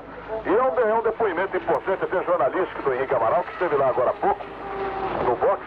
Ele disse assim, o seu ambiente não é de intranquilidade, mas é de uma ansiedade, porque o Emerson está em primeiro há muito tempo, né? Quer dizer, o Emerson está liderando, já estamos com 78 voltas, então começa a ansiedade pelo relógio. O administrou, teve que andar rápido, andou, no tráfego saiu, quer dizer, está melhor. Está provado que hoje Emerson, quase com 80 voltas, tem tudo para ganhar as 500 milhas. Agora, tem tudo.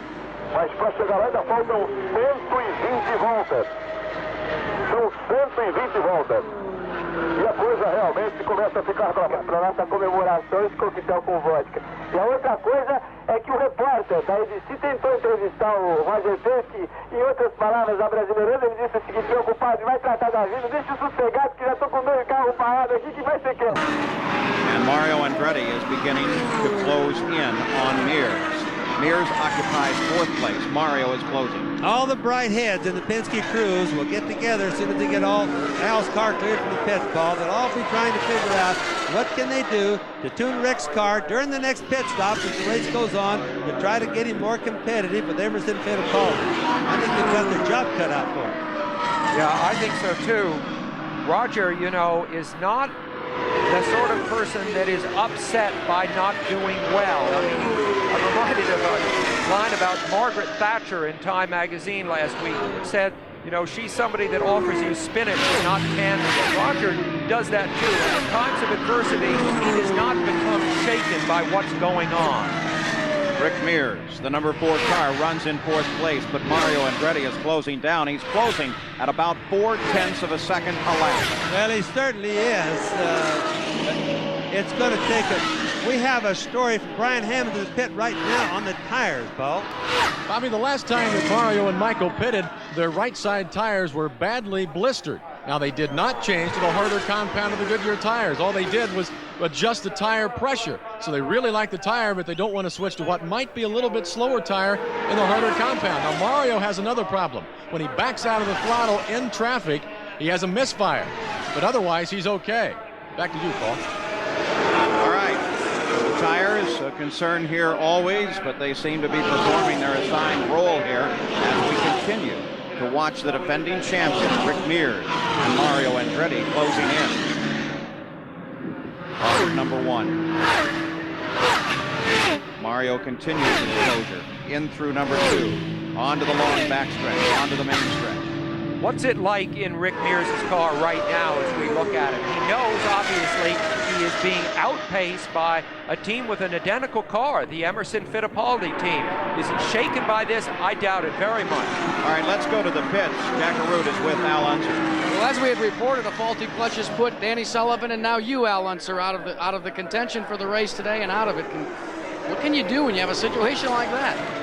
Well, it's heartbreaking for myself and for the crew and for Marlboro. You know, we hate it, but it's just something that happened to the clutch, and that's all I can do. Yeah, but now, no sooner had you gotten out of the car than they hustled you down here to where Roger Penske is perched in front of Rick Mears' pit. Now, what conversation did you have with him? All that was to try to, because we've had 2 cars go out with the same problem, to see if I could tell him anything to tell. There is Rick Mears continuing his fight. Excuse me, I don't mean to interrupt, but we have a good fight going on the race course right now. Rick Mears battling continually with Mario. Let's go back to the pits again. Well, Paul, as we were talking to Al Unser Sr., Rick Mears is still battling with Mario Andretti, but is there anything that this team now can do to adjust Rick Mears' car to maybe save that clutch? Well, the only thing he can do is to be careful with it. He can't abuse it when he makes these pit stops. I didn't think I did, but I must have. I don't know why it started slipping. So as Al Sr. says, most importantly, it will come into play when they enter and exit the pits, and they'll have to treat it very gingerly now, Paul Page. Well, all right, Jack Arute. Of course, now the prospect of Al Unser becoming the first 5-time winner here at the Speedway. It's not going to happen this year. Rick Mears, of course, still on the track, currently running fourth, has a shot at moving up into a tie with Al Unser with 4 wins. And Rick Mears still in fourth place, still being chased by Mario. Now, there's nothing Rick can do with his clutch right now, incidentally. His foot's off the clutch pedal. He just keeps it close to the brake pedal. He's not worried about using the clutch. What happens is it's a hydraulic clutch. The mechanism is hydraulic from front to the back, and probably just doesn't have enough free travel in it. Sometimes you folks go to the garage, you get your clutches adjusted. That's the problem that they're having with these right now, would be my guess. All right, Rick Mears works his way around Scott Pruitt and manages to put Pruitt between himself and Mario Andretti. That's Rocky Moran lying just ahead of Rick Mears, the 33 car, who had the problems at the start of the race. As we take a look at Rick Mears blistering up this racetrack. And Mario Andretti stays in pursuit in a fight for fourth place. At the front of the field, it is still Emerson Fittipaldi. And he is being chased by Michael Andretti and Al Unser Jr.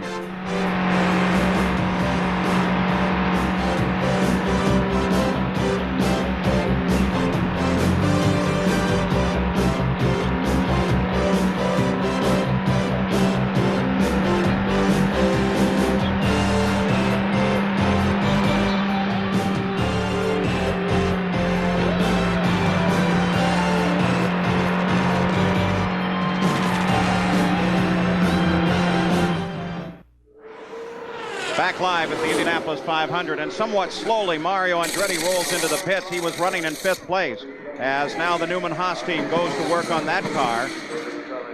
And he came rolling in perhaps right at the end of his fuel tank, because he was just creeping along as he rolled up to his pit. Well, that's very possible, Paul. They don't know this early in the race exactly what the gas mileage has been. It's because partially the yellows. They really don't get good mileage readings. All right, let's go to that pit. Brian Hammonds. Pulling in without power. Esse pit stop do Mário já com problemas.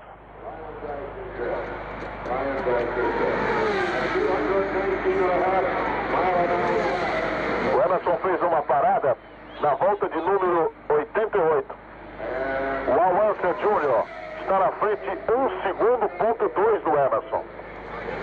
Vamos acalmar os brasileiros aí, porque como a rede ABC tem vários produtores, eles estão dizendo que realmente o Emerson Fittipaldi, apesar deles não terem mostrado, fez um pit stop normal, já voltou, ao contrário do que aconteceu com o pit stop do Mario Andretti, que está sendo um pit stop extremamente demorado, e deu para perceber que tiveram que abrir a parte traseira do carro, portanto, problemas do motor por parte de Emerson Fittipaldi, por parte de Mario Andretti. E aí o Rick Mears parando também, um pit stop rapidíssimo.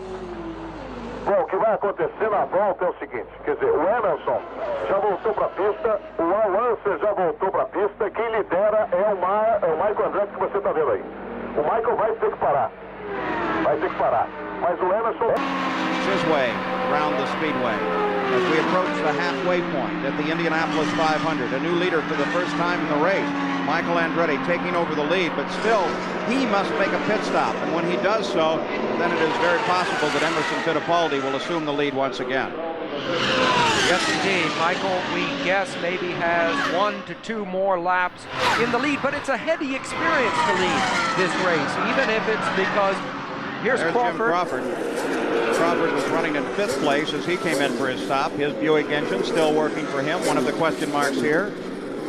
Also, as we watch Crawford, 2nd place, Al Unser Jr. rolls in. Emerson ultrapassa, Al Unser Jr. abre esplendidamente. Como ele vai embora? A imagem não mostra, mas Emerson abre agora esplêndida. Abriu muito, 3 segundos. Vai dar uns 3 mais ou menos. A hora que parar o Michael, o Emerson reassume. Tá?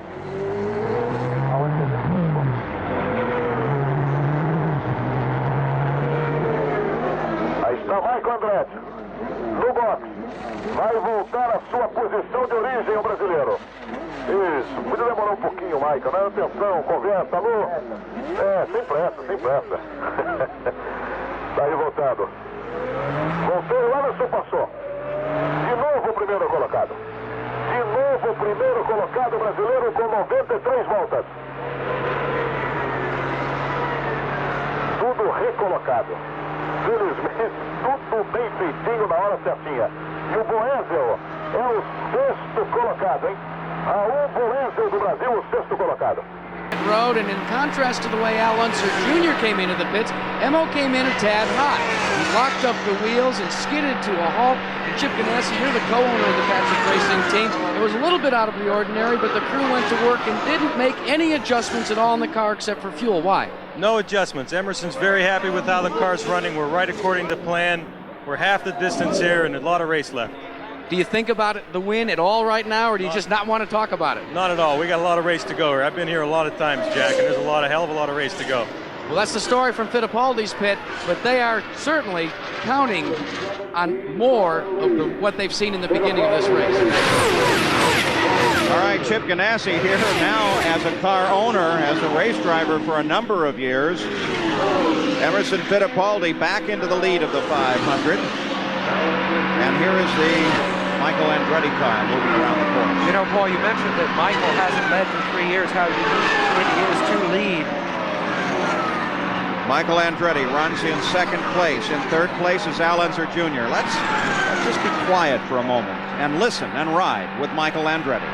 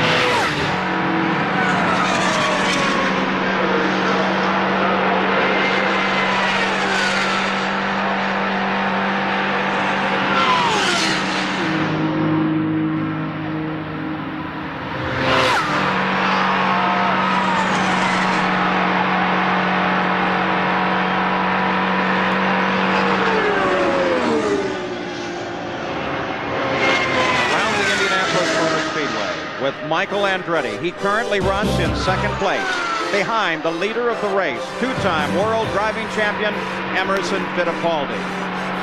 In third place is Al Unser Jr. Rick Mears is a lap behind the race in fourth. We'll be back.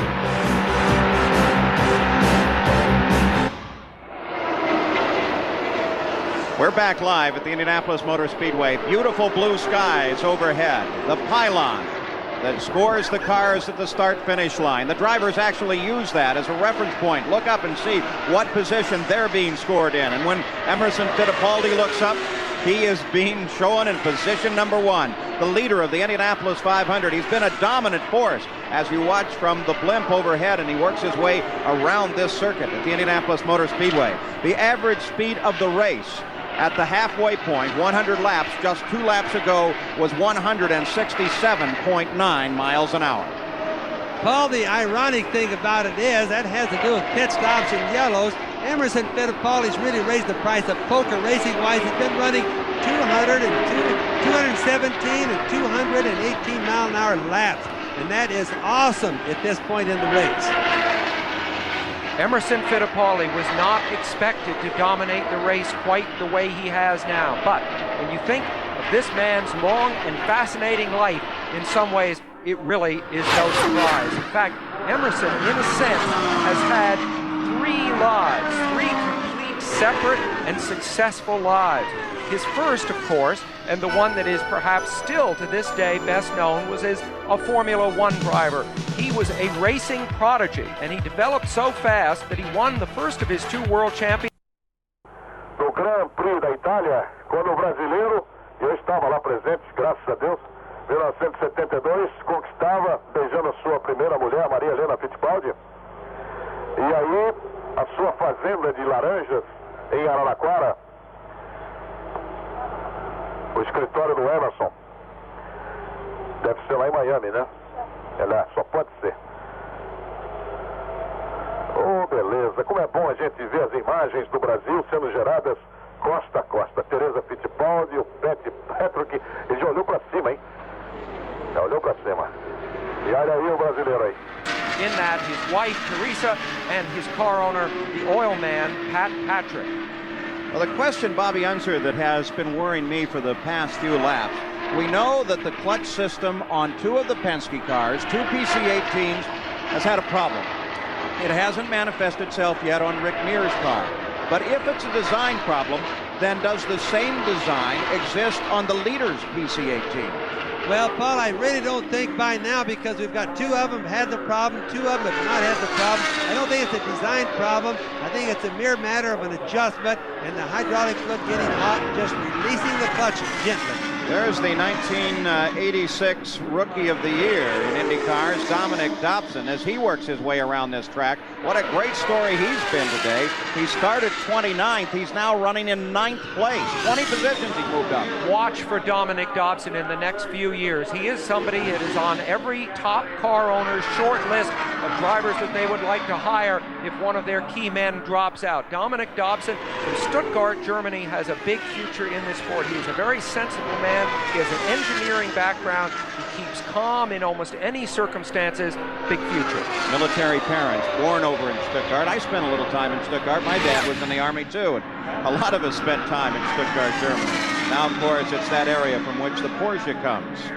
We take a look as Dominic Dobson comes down the main stretch at the Indianapolis Motor Speedway. They had a great run at Phoenix earlier this year. He's really taking to these ovals, so we'll keep our eyes on Dominic Dobson. 29 years old. Leader of the race continues to be Emerson Fittipaldi. Second place is Michael Andretti. Al Unser Jr. is in third place, but he is a lap behind the leader of the race. Let's go to the pits, Jerry Punch. Well, Paul Page, it's my pleasure to report a good report on Kevin Cogan. Just moments ago, I talked with Catherine Walsh-Miller down at Methodist Hospital of Indiana, and 33-year-old Kevin Cogan has been released. Now, he has abrasions and contusions, basically bumps and bruises, and that's all. A miracle when his March Cosworth was severed in half up out of turn 4. So Kevin Cogan released just moments ago, Paul. That's absolutely amazing. That same accident 25 years ago would have resulted in a true tragedy, and here Kevin Cogan. Okay. That's right, Paul, and if you remember seeing that shot which happened earlier in the show, the engine came completely loose. The transmission engine gathered from the car almost came in and hit him in the cockpit while the car was into the wall. So it's just short of a miracle that Kevin is as good as he is, and we're certainly happy. Last night I was over at the motel adjacent to the track where many of the drivers stay, and I was asked, what about the fast speed of the race? There's Paul Newman as he watches both Michael and Mario Andretti. He, of course, is one of the co-owners, along with Carl Haas, of Newman Haas Racing. I was asked, how fast will the fastest lap of the race be? Well, take a look at Emerson Fittipaldi. My guess was 221 miles an hour. He just cut a lap at 220 miles an hour while he was running in the open. Then he came back into traffic and his lap speed dropped off to 216 miles an hour. But they're setting an incredible pace at the Indianapolis 500. Now, the record to this point is Bobby Rahal's record from 1986 of about 176.2 miles an hour. Emerson Fittipaldi drops low to get past A.J. Foyt. 176 is the record. They're just 9 miles behind that right now, but they're running very clean at the moment, and we just may see a record race. It's an incredible thing, you know, merely to lead this race, but merely to be in the race, to be a driver in the Indy 500 puts you in pretty exclusive company. You figure there are 624 players playing right now in Major League Baseball, whereas from the first race here in 1911 until now, the whole history of this event, only 580 men, and of course one woman, have competed. 580 men, one woman, that woman being Janet Lester, who ran her last race here just 10 years ago. Emerson Fittipaldi works his way around the Indianapolis Motor Speedway. The key factor in the Indianapolis 500-mile race, down the home stretch. A man who really concentrates on his race driving. Concentration being so critical, we ask him, how difficult is it to be focused? I think is a demand on yourself, with time, with experience, and know exactly what you are doing. You can be under pressure but you can be focused without being nervous about it. I think that's a big difference on being focused under pressure but not being nervous. And as long as you can separate that, normally when myself as a racing driver, under pressure, I do my best, under a lot of pressure. And I think as more pressure as I have, I'm able, exactly what you ask, to focus more and concentrate more. Emerson Fittipaldi now focused on a pit stop. Jack Corrida's there. Patrick team has gone to work. They're taking out as much fuel as possible. He's been given the signal to go out of the pits. A very good stop. Now, here, just before the stop, we were hearing, and one of the crew members was over listening to the USAC radios, and there was some talk as to whether Fittipaldi would be warned about passing below the white line. So far, no one from USAC has come to this crew and formally registered a complaint about it, but they, in monitoring USAC, are somewhat concerned about it as well, because they've heard the USAC officials talking about it on the radio. And you watch Michael Andretti pick up the lead of the race, car number 6 there, when Emerson Fittipaldi made his stop. And of course, we mentioned that white line as a real concern. The officials do not want competitors running routinely and continuously below the white line. So they will be very, very careful to watch these cars. There you see Michael get 4 wheels under the line. 4 wheels is the quantity that they're concerned about. And now this race is over the halfway point now. 113 laps are now complete, and they're beginning to pick the pace up now. We'll go back to the start of this Indianapolis 500, which started with just incredibly beautiful weather here. The 73rd running of the 500, as a show of smoke at the back of Rick Mears' car. The last of the Penske hope is now showing smoke at the back of the car. He was running in 4th. There is his wife, Chris Mears, on the scoring stand. She is in radio contact. She can hear what Rick is saying now, and he is reporting a situation on that car that is not going to please Roger Penske. Well, Paul, we can't be for sure right now, but most likely that's going to be an engine problem. It's definitely a serious problem because... Let's go to the pits, Jack Arute. Well, the report is from Dan Luganbuehler, who is the information director, is that Rick Mears may have lost the Chevrolet engine. He brings the car down onto pit road, and it is not running. It is smoking. He lifts the visor. They're going to take the bonnet off, but it is over for Rick Mears and over for Team Penske in 1989 as well. Roger Penske talking to Rick, Rick getting out of the car. As the crew goes to work, it will not be a Team Penske car in Victory Lane today. It could still be a PC-18 if your leader, Emerson Fittipaldi, continues upon his leading way. What a terrible disappointment for that incredibly intense man, Roger Penske. His 3 cars were definitely the benchmark, the fastest cars in the sport, first and second in this qualifying field. And now, just past the halfway point, all 3 are out of the race. And that means 2 out of the 3 front row starters are out of the race. Maybe that superstition I mentioned earlier will hold weight. Well, we talked about this entire situation right at the beginning of our telecast here today. Would this man be able to score again and earn a 4th 500 victory? It will not happen, nor will it happen for Al Unser. The entire Penske team is out of the 500-mile race. Michael Andretti still has the lead of the race with Emerson Fittipaldi running in 2nd. Well, we'll be back with more coverage of the Indianapolis 500 right after this message and a word from our ABC station.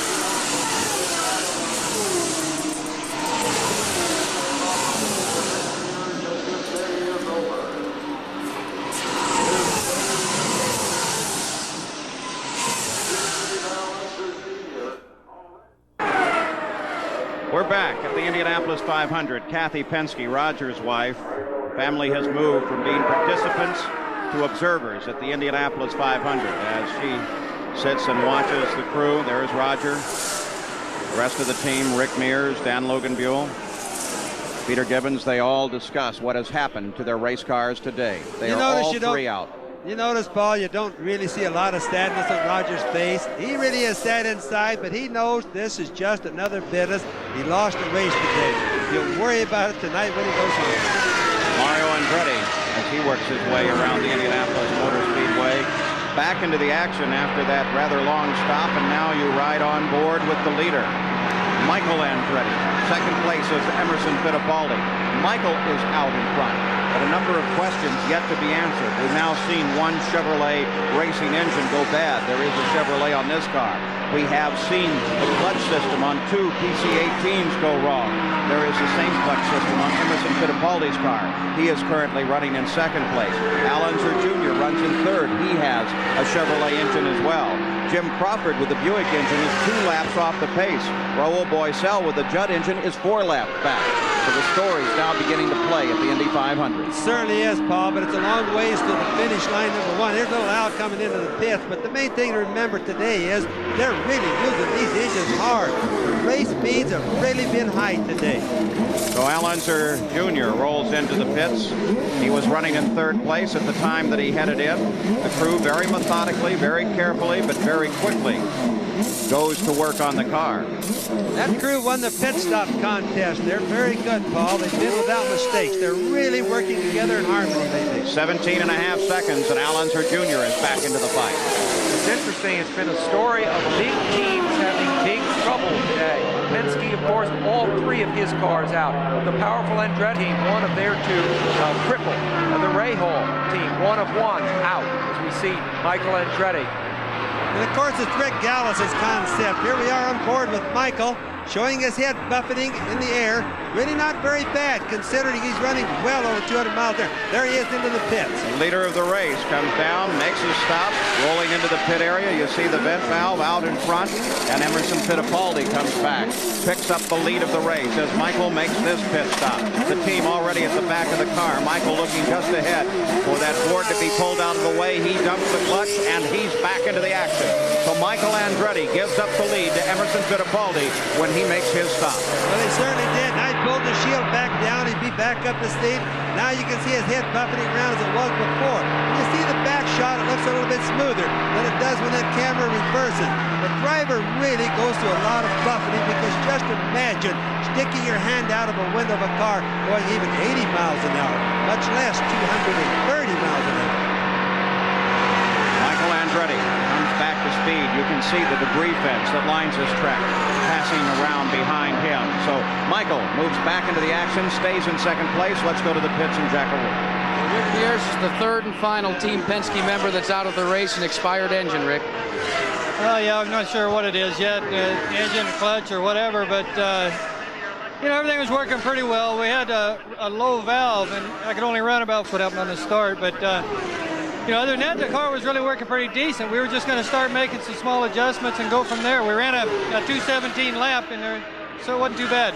Roger, what a difference a year makes. Last year, there was so much jubilation at the end of the race, and now you've got 3 guys that are out of the event just past the halfway mark. Well, I guess we got to root for Emerson now in our chassis, but these guys did a great job. It's one of those years, I guess, with the clutches, and we don't know what happened to the motor. Evidently, it just locked up, but Rick was telling.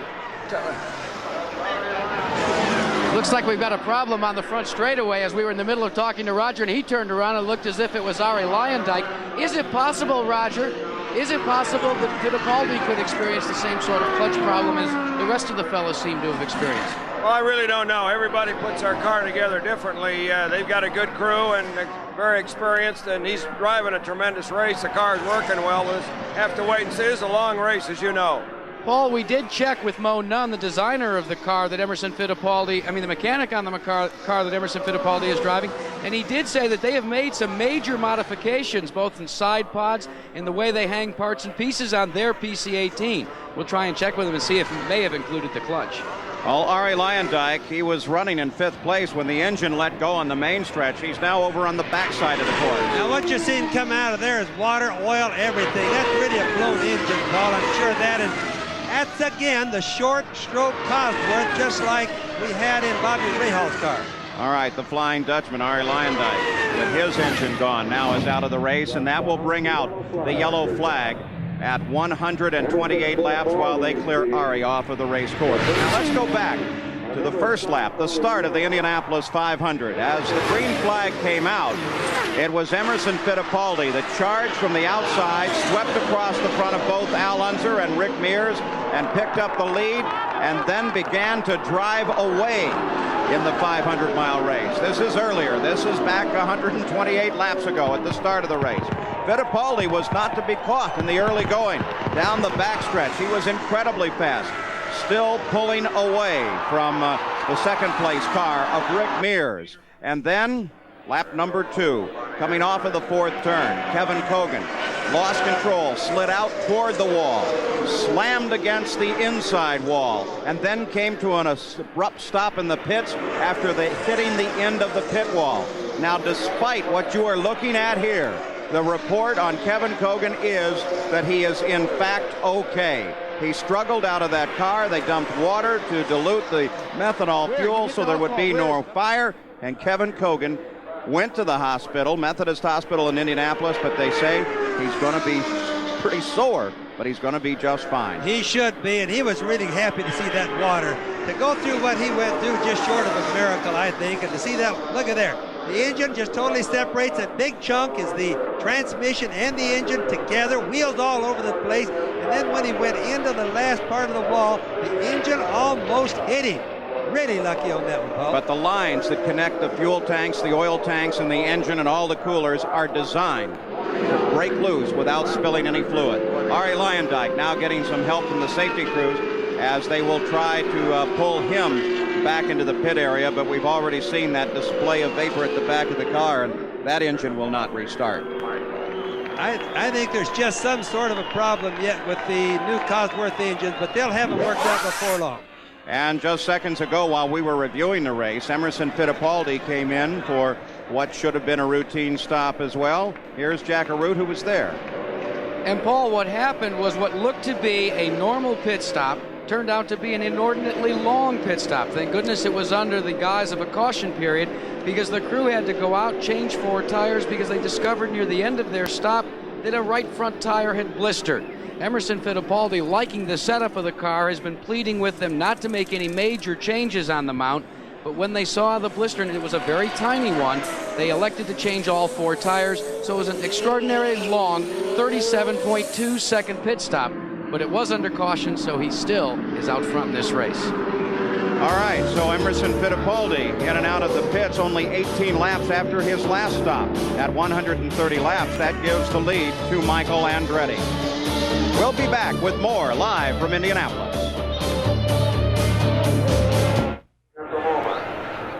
We're back live at the Indianapolis 500, 131 laps complete. Michael Andretti behind the pace cars, the leader of the race. Bobby, on that last pit stop, an interesting fact developed. Yes, we found out through Jack Arute that Emerson Fittipaldi blistered the hard tire on the right front. Jack will be watching the other cars now to see if we're going to be having some tire problems as the race gets into the second half now. All right, as they come back now around the 4th turn, Michael picks up the pace, and they stream toward the green flag once again. The pace car into the pits. Michael Andretti sees the green. Emerson Fittipaldi is just 3 seconds back.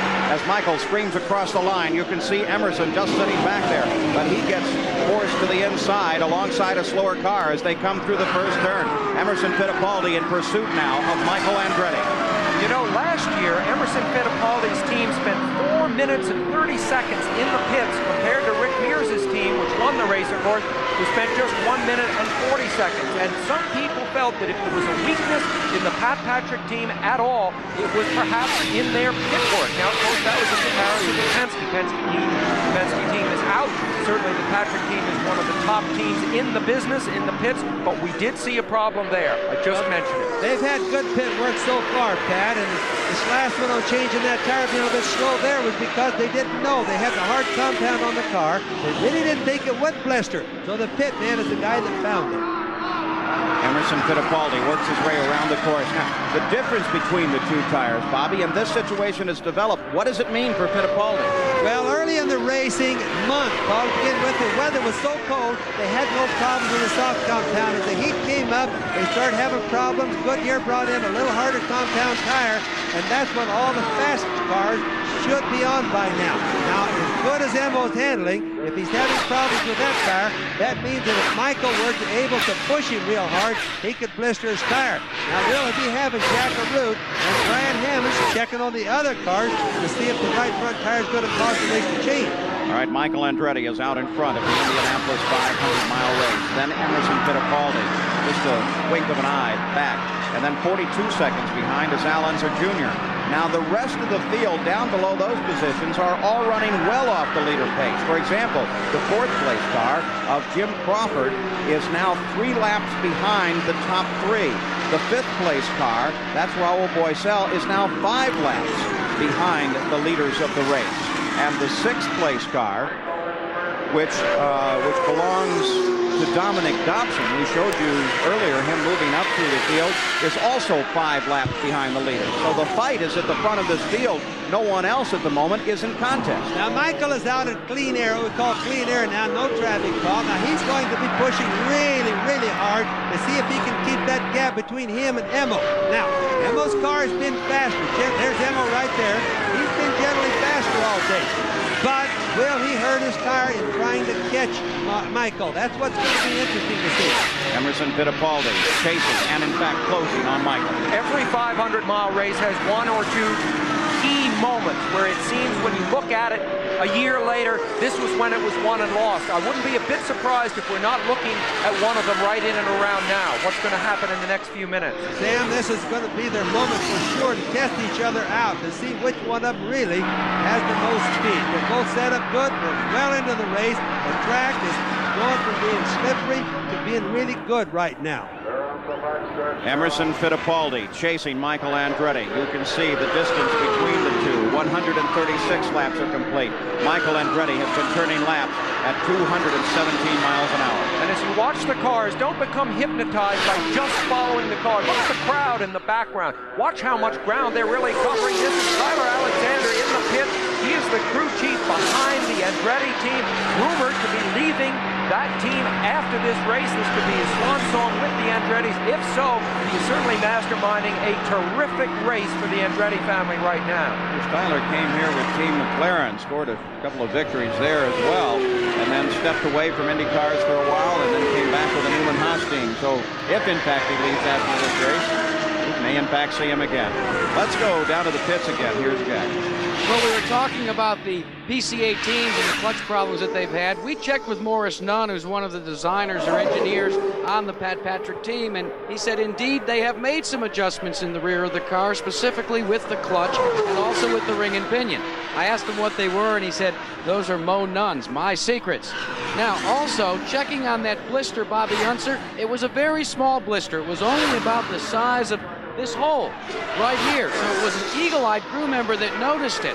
Remember, they didn't change tires the last stop, so it's not unusual, especially with the ambient temperature out here, as hot as it is. Let's check in further up pit road and Brian Hammonds. Brian? During Michael Andretti's last pit stop, he changed from the soft compound tire that he'd been playing with all race long by changing the air pressure. He finally went away from that. He didn't like that setup. He went to the hard compound tire. The crew asked him if he wanted any wing changes. He said, don't do it. This car is perfect. So Michael Andretti loves the way his race car is handling right now. Paul?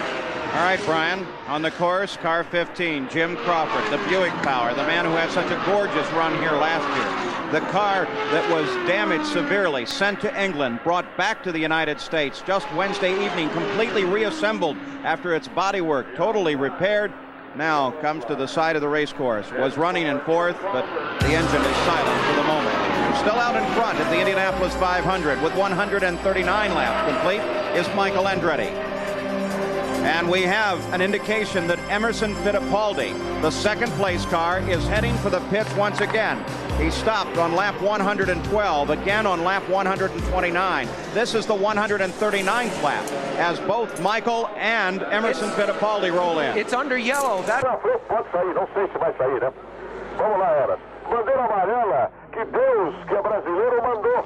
Agora vamos calibrar direitinho. Atenção, pega aí o marcadorzinho. Vamos lá direitinho. Não vamos errar nesses pneus agora, meu filho. Não tem que abastecer mais nada. Só põe o carro no chão, vamos embora. Isso. Não deixa o Michael sair, não. Vamos lá, Emerson. Volta. Isso, garoto. Olha só, vamos sair na frente. Ultrapassagem no box. E não pode ultrapassar, porque nós estamos na bandeira amarela. Não pode ultrapassar direitinho na linha. Agora sim. Isso, não, Emerson. Não. Você viu? Foi pra lá, veio pra cá. Brasil na frente de novo. No box. Foi no box.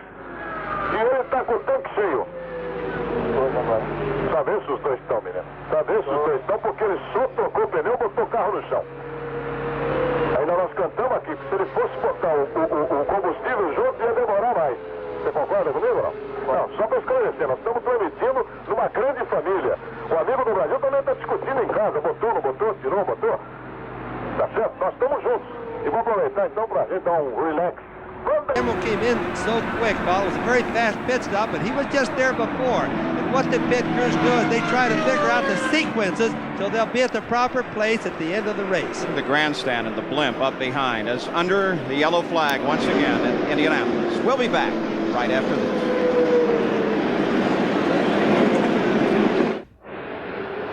We're back live at the Indianapolis Motor Speedway. We've just seen some great pit stops. Of course, that's the key to changing positions at the Indianapolis 500 when the driver can't get it done. The Patrick team just got it done for Emerson Fittipaldi. Earlier in the week, there was a pit stop competition held here.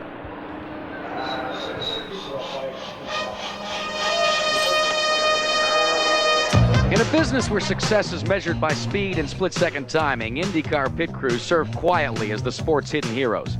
Their efforts may sometimes be obscured by the excitement of victory lane, but their skills are showcased here annually in the running of the $50,000 Miller Indy Pit Stop Championship. This year's first semifinal pitted Al Unser Sr. driving a Penske backup car against his son Al Jr.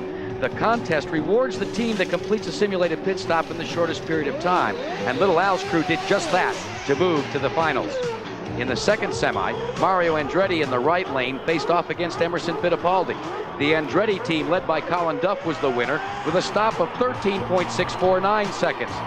This set up an Unser-Andretti finale, with both crews confident of victory. Little Al's crew got to go to work first when their driver hit the stop marks. As the Andretti team then went to work, Unser's crew used split-second timing to finish their tasks. Mario's crew, meanwhile, faltered with problems tightening the left rear wheel. Sensing that the win was within grasp, Junior smokes the tires and crosses the timing lights with a clocking of 14.716 seconds. For Team Gallus, led by Owen Snyder and crew members Paul Marcus, Shea Campbell, Kyle Moyer, Mike Arnold, and Gary Armentrout, it was a moment to truly enjoy. For them, today was a day to step out of their roles as hidden heroes and enjoy the applause and rewards that true champions deserve. $25,000. That's better than a lot of races pay for winning. The view down on the 2.5 miles of the Indianapolis Motor Speedway from the Goodyear Airship America, based out in Houston, Texas. Don McDuff, the captain on board today, helping give you some of the beautiful coverage shots of the Indianapolis 500 and some action shots as well. Giant crowd here, nearly 500,000 people. Emerson Fittipaldi circulates around, completing the 144th lap under yellow in the lead. We'll be back with more from Indianapolis.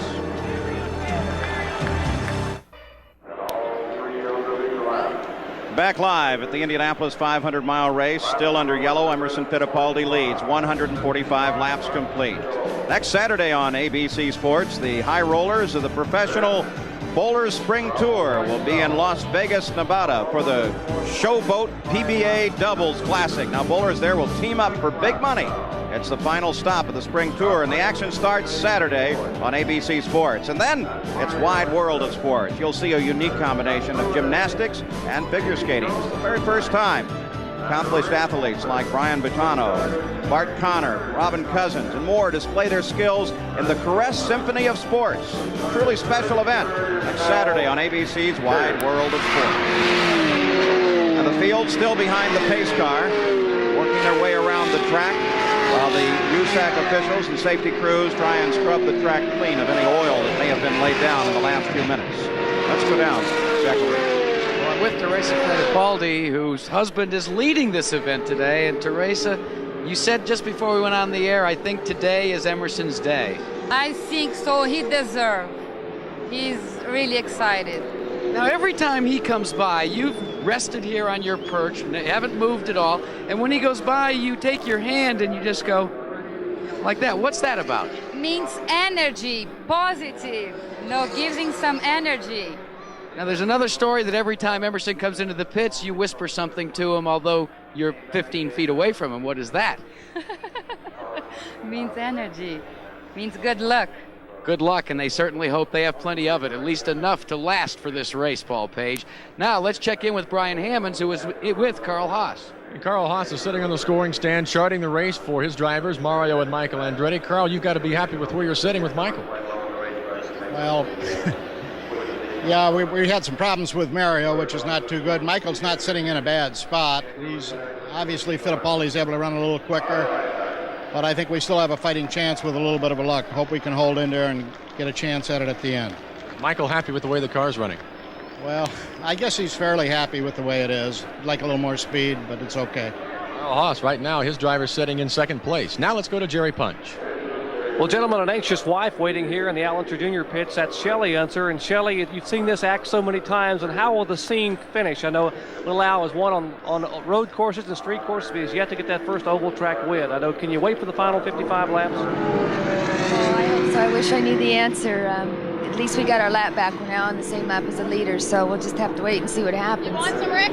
You're talking on the radio with Rick Gallis, the owner here, and the rest of the crew. Do you think Little Al has something left he can handle, Emo? I don't know. Emma's running awfully quick. You just never know at this race what's going to happen. And, you know, there's so many things that enter into it, fuel and tires, and I'm just back here keeping a lap chart, so I wouldn't be able to tell you any of that. Shelley Unser, hard O Emerson veio bem. O Michael Andretti já vem ciscando ali atrás, hein? Vem ciscando o Michael. O Emerson tentando sair. Saiu ali do tráfego. Deixou no meio, mas olha o Michael como vai, olha lá. Olha o Michael como vai. Não é nada com o carro do Emerson, não. Não se assuste, não. É exatamente o que puseram na pista. Vamos com calma. O giro aqui do coração subiu. O técnico de áudio aqui já falou rumo, aqui rumo. Por enquanto, não. Vamos lá. Olha o Michael. Primeiro o Emerson, segundo o Michael Andretti. 149, 150 voltas, faltando 50 para o encerramento da prova. O Emerson agora, vamos ver a velocidade dele, 207 a 204. Ele está andando 3 a mais, 207 e 204. É a hora da corrida agora, hein? Essa é a hora da corrida, até pelo plano de estratégia que ele vai depois determinar.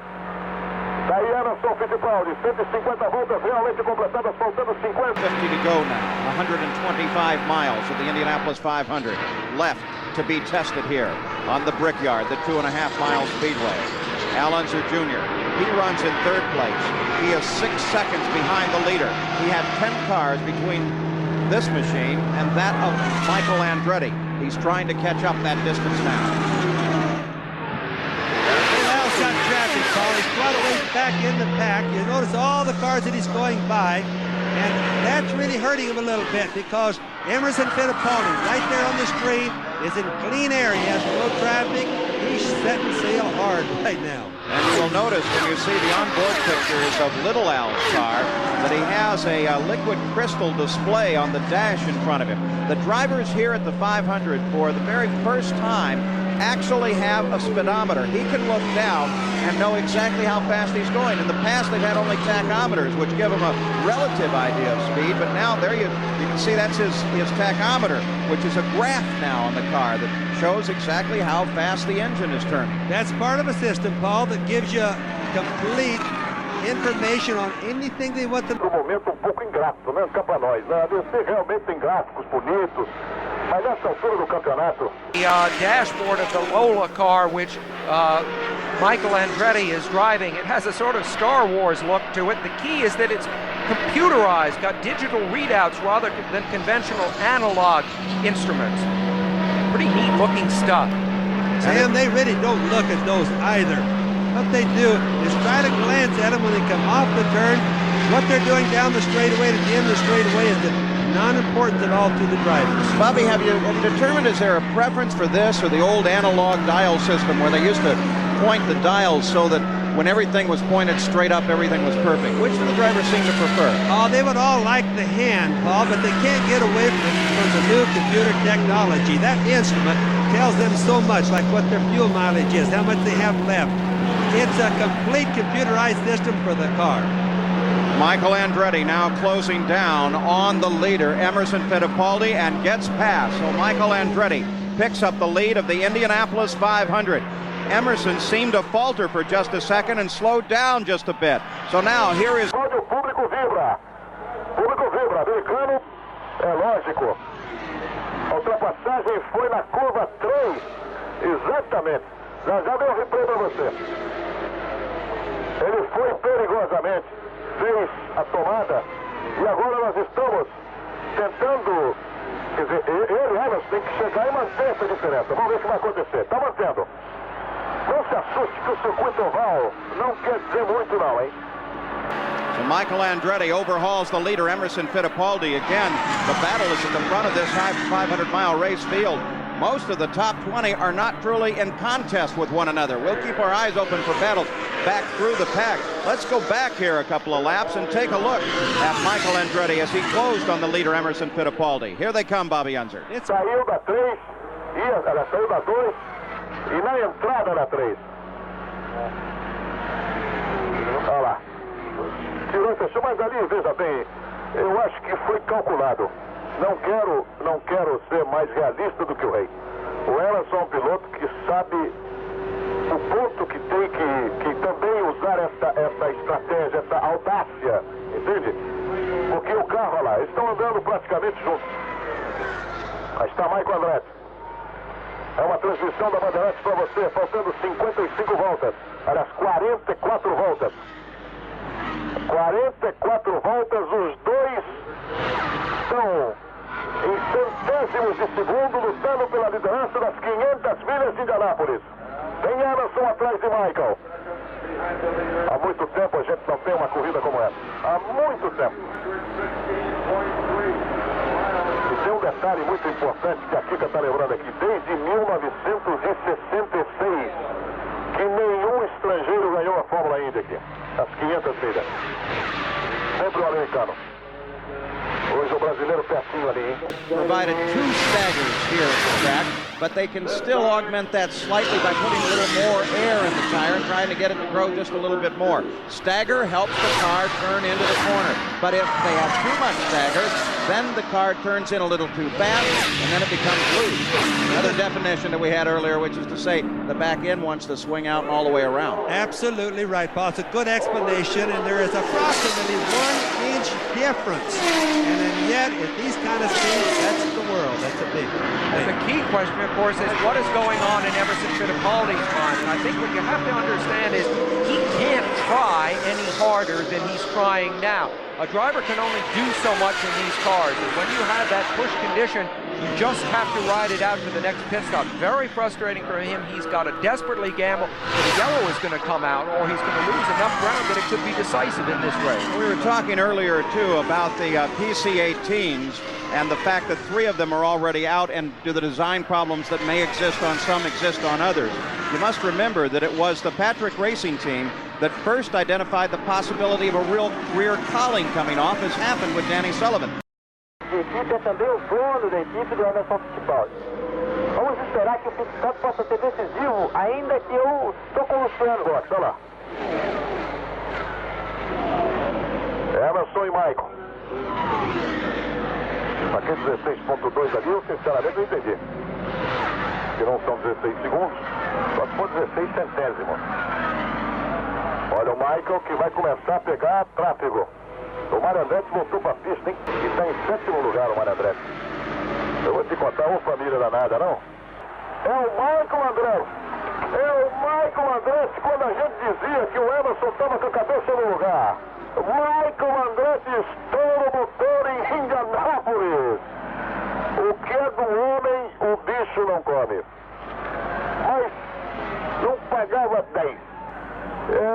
Lógico, a gente agora vai expressando, vai dizer assim, não, Luciano, tá cascateando, tá chutando, mas eu tinha dentro de mim um feeling, e quando o Emerson vai pro box, tá certo o Emerson, agora é reabastecer e ganhar a corrida, meu Deus do céu. É reabastecer e ganhar a corrida. Faltam, vamos contar aqui, vamos com calma. Faltam 37 voltas. E o lance 13 segundos dele. O Emerson, quando sentiu que o Michael estava forçando, ele deixou passar. Ele deixou passar. Olha só a feição do Michael Andretti, a expressão do Michael Andretti.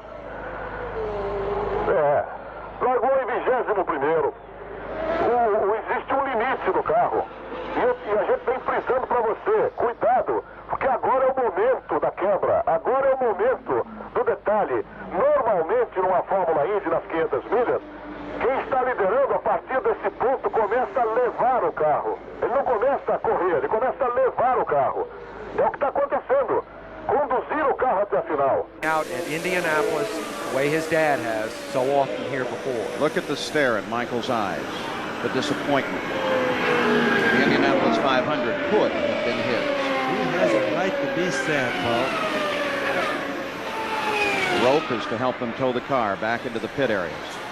Strange how much his eyes, which looked so youthful just last week compared to Mario's, sort of already just in today's proceedings taken on extra wisdom that goes with such severe disappointment as this. Fans wish so much for the Andretti family. And once again, it has come to this. This time, though, it strikes Michael. So many people want to see Michael score his first Indianapolis 500-mile race win. They thought perhaps this was the day. Now with Emerson Fittipaldi's pit stop, that brought Al Unser Jr. up to the front of the field, and under the yellow, little Al will be scored in the front of the race. Well, little Al has yet to make his pit stop, and there's Michael on the rope on the way into the pits, and his day is done. Now it was over on the front straightaway that this situation first developed. The car was looking so good and so fast. There's his car moving down the main street. Também liderava quando faltavam algumas voltas em 1987 e também teve que abandonar. Liderava quando faltavam apenas 6 voltas em 73 e também teve que abandonar. Realmente a família Andretti tem que se benzer quando o assunto é 500 milhas. Bom, a situação é a seguinte agora, né? Claro, a Sandra Andretti chora copiosamente, todo o time Andretti, que largou na 21ª posição. Realmente o Michael Andretti é um piloto de show. Ele é um piloto, ele é acrobático, rápido, rapidíssimo. E o Michael Andretti volta e vamos ter nova largada. Na frente está o Al Unser Jr., porque o Emerson foi pro box. E agora eu quero ver a posição dele na largada. Quero lembrar vocês que o Emerson, com essa parada, tem muita corrida ainda, são 36 voltas. O Elia lembrava bem, o primeiro pit stop foi feito com 20 e poucas voltas, mas teve bandeira amarela.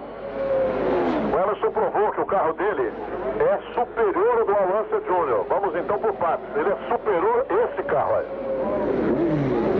Mas o Emerson deve voltar. Se bem que bandeira amarela, muitas vezes você consegue voltar na mesma posição.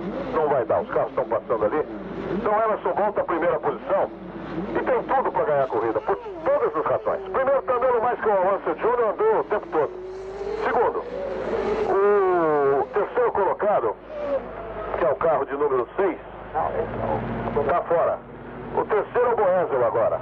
O Boesel está 5 voltas atrás. 5 voltas atrás. O Boesel só ganha a corrida se o Emerson parar, se o Al Unser Jr. parar. Get the rest of the way on fuel, Rick. We have to wait and see.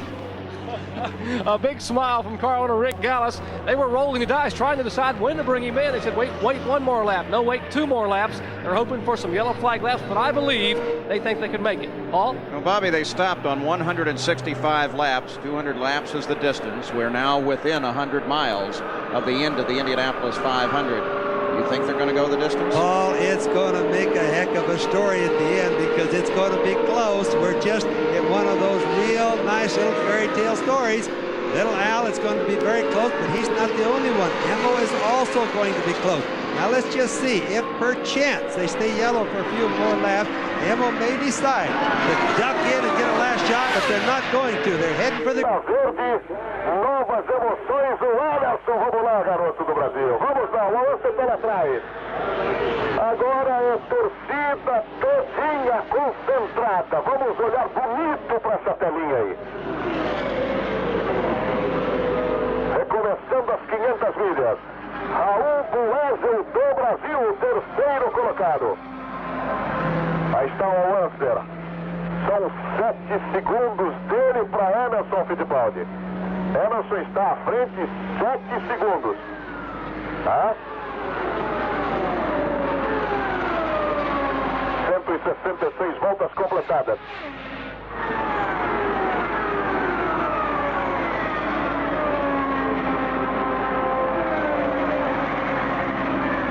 Ó o Michael. Realmente parabenizado Michael Andretti. A diferença foi para 8.4. O Emerson virou a 211. Fittipaldi timed that last lap. Now the question, of course, is fuel. There's 40 gallons of fuel in each of these race cars when they are full. That takes them a distance that, Bobby, by my calculations, brings them right up against lap 200. What do you think? Well, I think they're really going to be up against it. Little Al's going to be just a tick better than Emma is on that car, but not very much. And ironically, they're both, if they decide to go this way, they're both going to have to ease up on the gas. Now, Emma could, on the other hand, just go like a house on fire, come in and try to get a splash on fuel. All right, let's get an update now from Jack Arute. First of all, if you look at Emerson Fittipaldi's fuel tank, there's about 60 gallons left. Plenty of fuel to go the distance. We checked with the team, and the brain trust here has said we are going to come in for a time stop. Somewhere around 12 to 10 laps to go in this event. That's their planning right now. But for so many times we've seen here in the Indy 500, those plans can go awry by way of a caution or something that happens on the racetrack. Back to you. That harkens back to 1982 when the Patrick Racing team did exactly the same thing for Gordon Johncock. They knew how many gallons he needed to get to the end of the race. They calculated the fuel flow in the hose. They decided they needed only so many seconds. I think it was 7 or 8. And as soon as they hit 7 seconds, somebody reached out with a pole, tapped the refueler on his helmet. He pulled the hoses free, and Gordon Johncock, in a tight battle with Rick Mears, won by 14 one-hundredths of a second. You know, Paul, even in this race today, you won't even need that much time because all they need, either one of them, is probably a measly little 3 gallons of alcohol, and they could be the winner from it. So Emerson Fittipaldi is running laps faster than Al Unser Jr. Fittipaldi is out in front, running at 214. 10 seconds back is little Al, running laps at 213. But this Indy 500 is not over yet. We'll be back.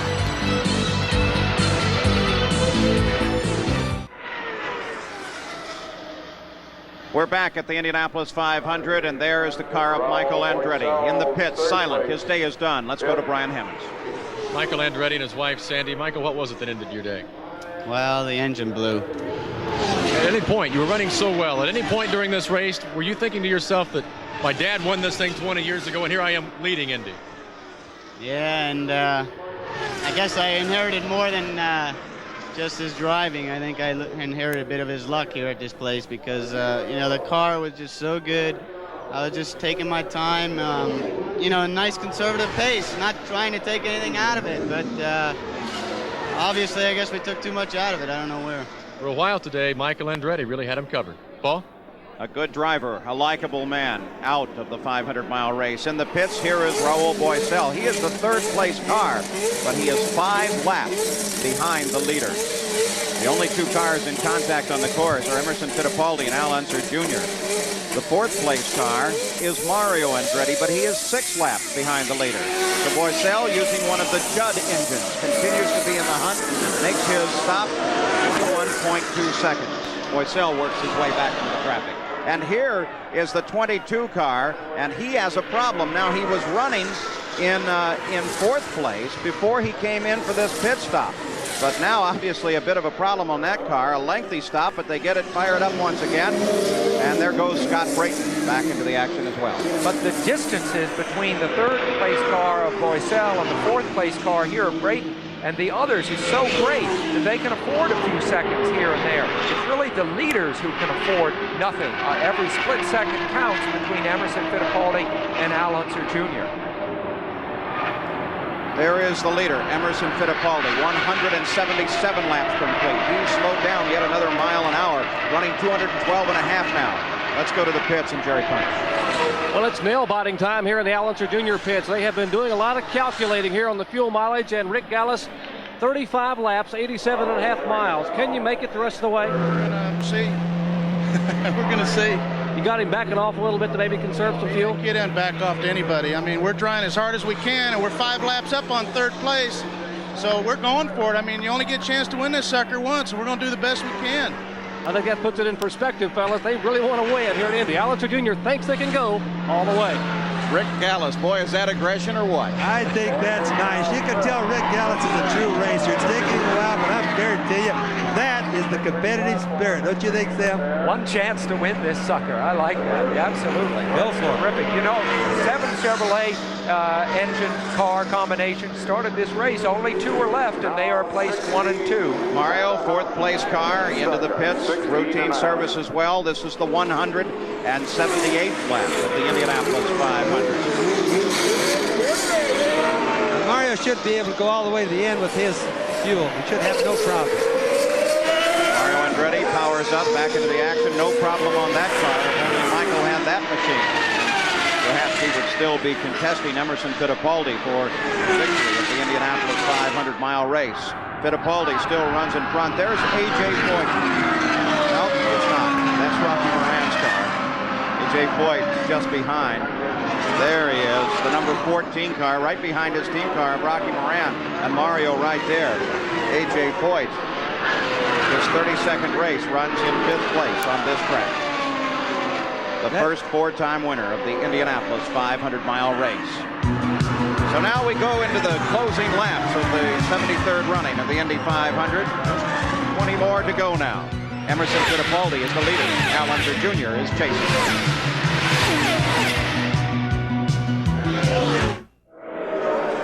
We're back live at the Indianapolis 500. A wheel rolling loose, coming off of the 4th turn on the main stretch. It belonged to Taro Pomroth's car. The crew out there got it stopped before it went back into the lane of traffic. We are under yellow.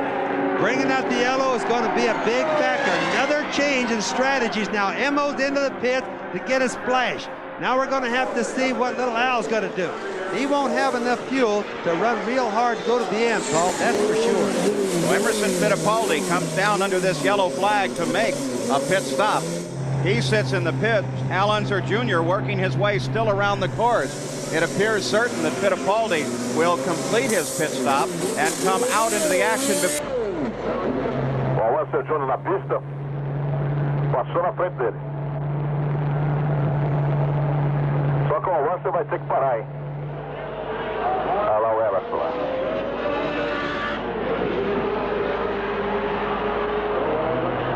Não, o Emerson está saindo na frente, olha lá.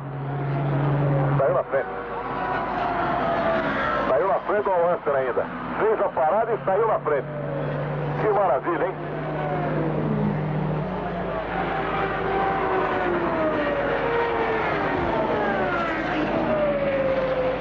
Pit stop realmente fantástico do Emerson, hein? Fantástico do Emerson. Acontece o seguinte, a bandeira amarela não foi colocada, hein? Não foi colocada. Você vê o pit stop que fez o Emerson Fittipaldi, hein? Um pit stop fantástico do Emerson. Porque ela não foi colocada, não foi acionada. Pode ser acionada agora. Agora sim. Os carros agora diminuem. O Emerson à frente do Al-Unser fez o seu pit stop. E que pneu de quem foi, hein? Ah, rapaz, olha só. Mas vou dizer uma coisa pra você, esse também nasceu, hein? O pneu saiu esquerdo. Carro de número 56. Pareceu o Dominique Dobson ali e acabou ficando sem pneu. Hoje fazendo 36 anos de idade, o Taro Pomroth. Taro Pomroth fazendo 36 anos de idade. Mas podia ter deixado para perder o pneu um pouquinho depois, né, meu compadre? Comemorava o aniversário depois. Eu achei esquisito. Al, hand up in the air on the backstretch, riding in 2nd place. He's lined up right behind Emo on the racetrack. It should be a sprint to the finish.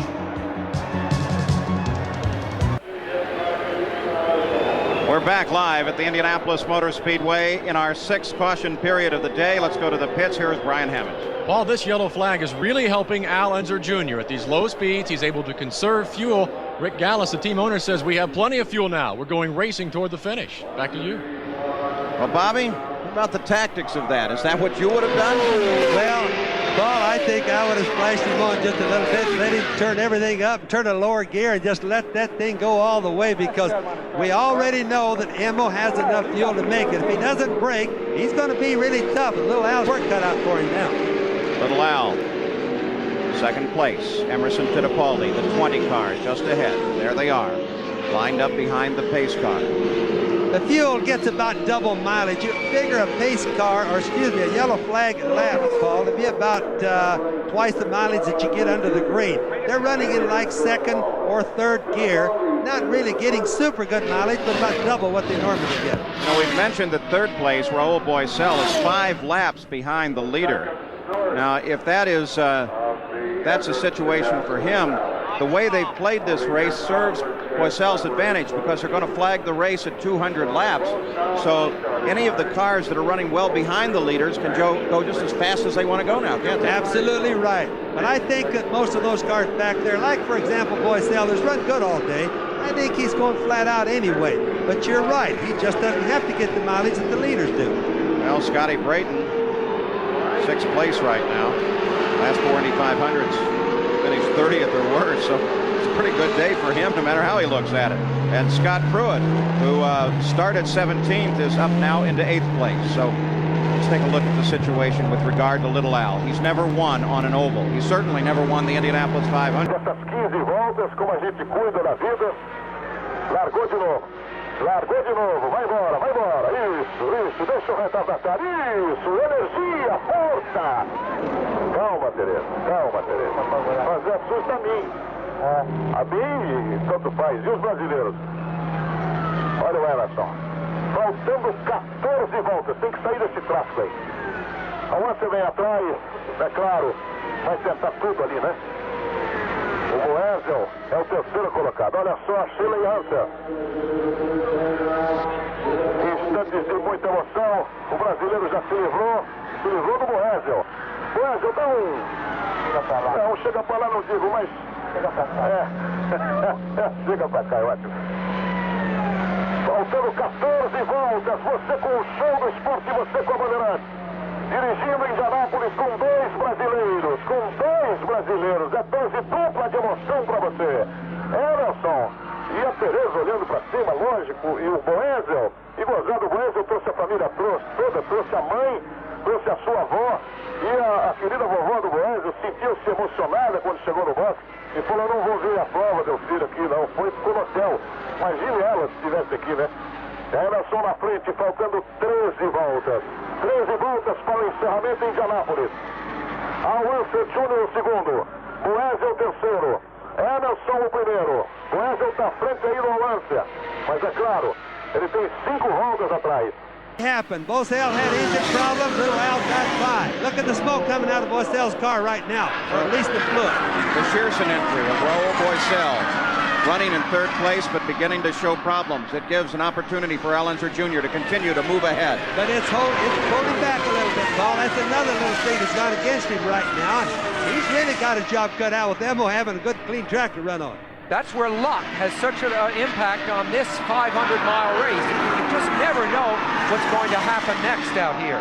Sometimes you get out of bed on the right side, sometimes the wrong side. Shelley is really disappointed, as you can see. He is one terrific woman, I think a great effect on Al Unser Jr., who of course was tutored by his dad, Bobby, your brother, in racing, but I think in ways of dealing with the press and being an open, wonderful person that he is, Al Unser Jr., I think have been greatly affected by Shelley. Do you buy that assessment? Oh, she's been a very good girl, and you could just tell her by her actions in the pits. She really supports her husband an awful lot. She gets going to racing, I think, than most of us do. The leader, Emerson Fittipaldi, car number 20. Little Al is just 1.8 seconds back. And here comes Emerson Fittipaldi on the main stretch now, flashing by to complete the 190th lap. And look at her. Just infuse energy, those fingers of energy going out to Fittipaldi. She's counting the laps. Did you see her say, go get them, and look up the scoreboard counting the laps, Paul? Now, in history of the Indianapolis 500, at lap 190, the leader in 9 previous occasions has not finished out in front. Most recent, of course, Kevin Cogan, with 10 laps to go, lost to Bobby Rahal, 1983. Al Unser led on 190 laps, but Tom Sneva won. If Emerson can win the race, he will follow in Mario Andretti's footsteps, of course, as a man who has won both the World Championship and the Indy 500. Although, of course, Mario did it other order as he sees the racer wish on that great energy. We noted that Emerson eats a very special diet of fruit, grains. He gets plenty of aerobic exercise, so that energy really means something in that family. Now there's little Al, right on the track, not up as close as he'd like to be.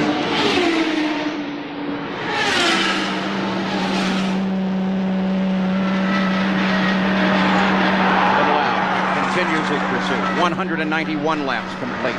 1.6 seconds. Muito perto do Emerson. Emerson virando ao Lancer. Emerson não pode não, hein? Diminuiu bastante Emerson agora. O Lancer vai para cima. Emerson Fittipaldi fica numa situação difícil, faltando 8 voltas para o encerramento. Veja só como vem a Lancer para cima do Emerson. Tem que virar no limite. Virar no limite. Veja como ele tenta abrir. A Lancer tenta chegar. O autódromo de pé. O brasileiro fica numa posição difícil. Faltando 8 voltas para o encerramento. Ele dizia há pouco numa reportagem: eu gosto de guiar com pressão. Mas muita pressão também é demais, né? Para todo mundo. A Lancer vem. Olha a situação, é dificílima para o brasileiro. Faltando agora 7 voltas. Todo mundo junto com a Lancer. Tem que ir. Vai. É isso aí. Tem que ir mesmo. É embaixo agora. O rato. Vamos meter esse pé embaixo agora. Temos que fazer esse giro. Ele sabe. Olha o tráfego. 7 voltas. 6,5 agora. A Lancer por dentro. Emerson, fecha a porta. Põe o trinco, põe a chave. Não pode deixar. Agora é a hora que tem que mostrar. Vamos lá. É o Brasil ali na frente, faltando agora 6 voltas. Tráfego à frente. Trafeguinho. Vamos sair dele. É o Mário André que está ali, hein? É o Mário André que está lá. Vamos lá, Emerson. O Emerson vai passar em cima do muro lá, hein? Cuidado, hein? Cuidado. Olha aí. Os dois juntos. Espetacular esse final de 500 milhas. Emerson. Alonso Júnior. Vamos lá. Ele mantém os dois jogando iguais. 216 iguais. Faltando 5 voltas e meia. O Mário André tem que sair daí, Mário. Tem que sair daí. Vamos ver. Na saída, por dentro. Você vem por fora, tanto o muro. A tangência do brasileiro. A tangência dele. É dele a tangência. Tá certo, Emerson.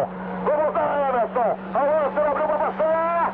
Vamos lá, Emerson. Não deixa, beleza. Ainda, Emerson. 5 voltas terríveis.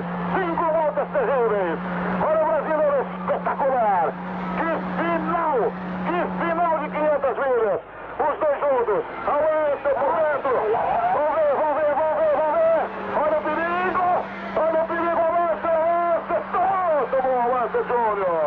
Tomou. Faltando 4 voltas e meia. Calma, Tereza. Tem corrida ainda.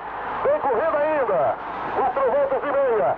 Emerson Fittipaldi tem que preparar esse bloco aí. Tem que preparar o bloco, Emerson. Tem que chegar perto do Lancer.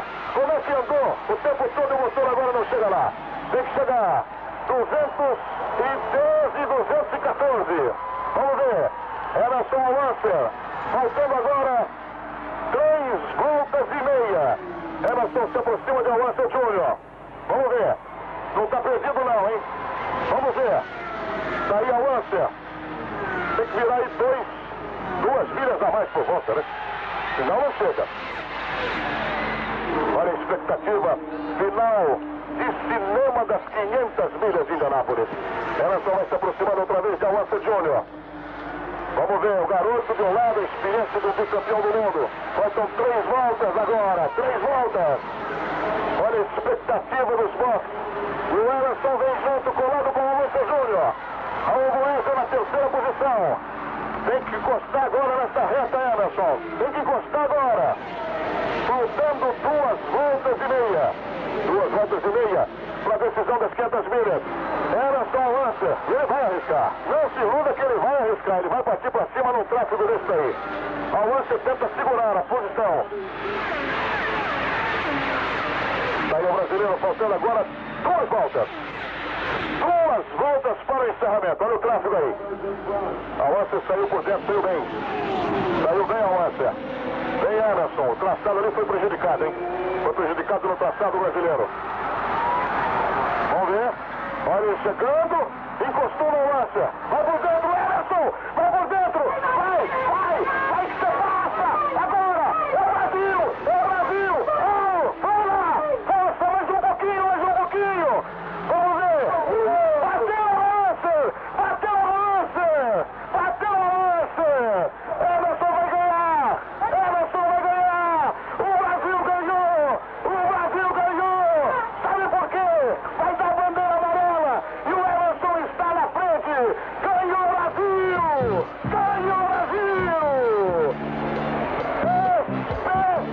espetacular, demais, uma vitória que vai ficar para a história de todo o país, espetacular, Emerson, valente, colocou dentro o carro e não deixou passar mesmo, deu o Brasil nas 500 milhas de Indianápolis, e Boésio é o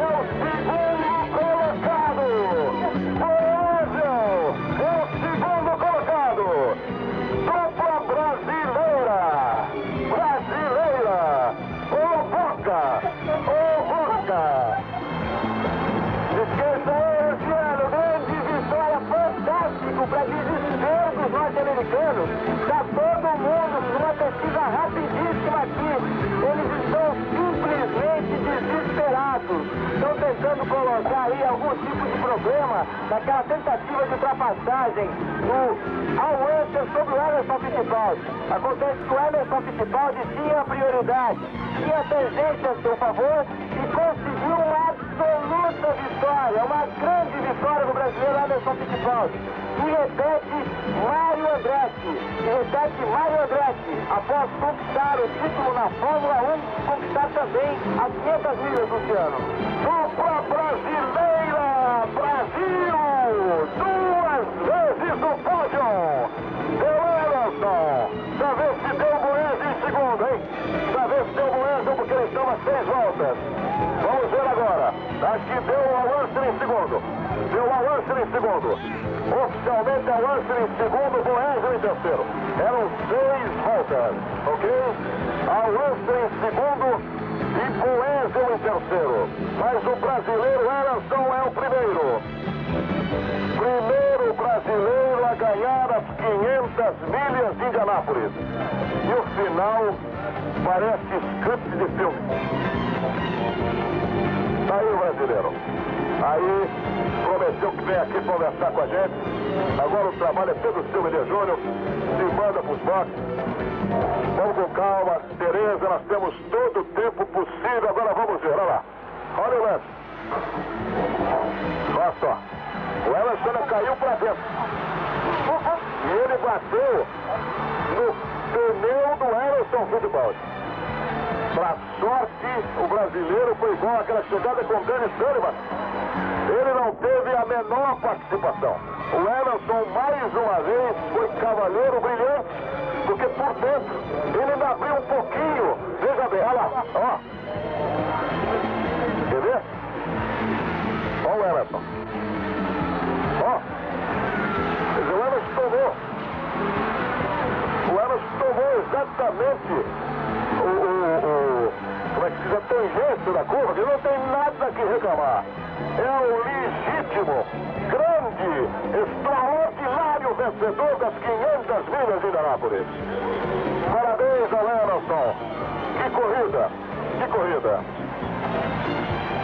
Quebrando o tabu de 23 anos. Que coisa, hein? Tem tabu dos estrangeiros, né? No Brasil, nunca ninguém chegou até lá. Tá aí no pódio. Vamos acompanhar a festa brasileira. Impressionante o final da corrida.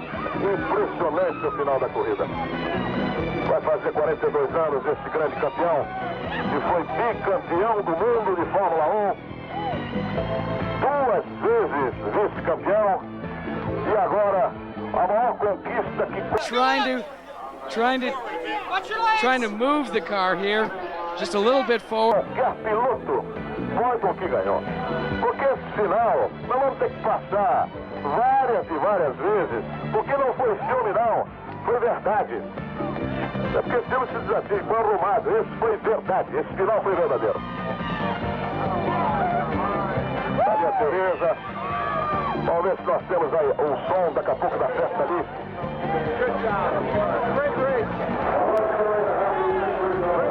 O Elias Júnior já deve estar chegando por ali. A vitória dramática, suada, dificílima. Olha as clotatas.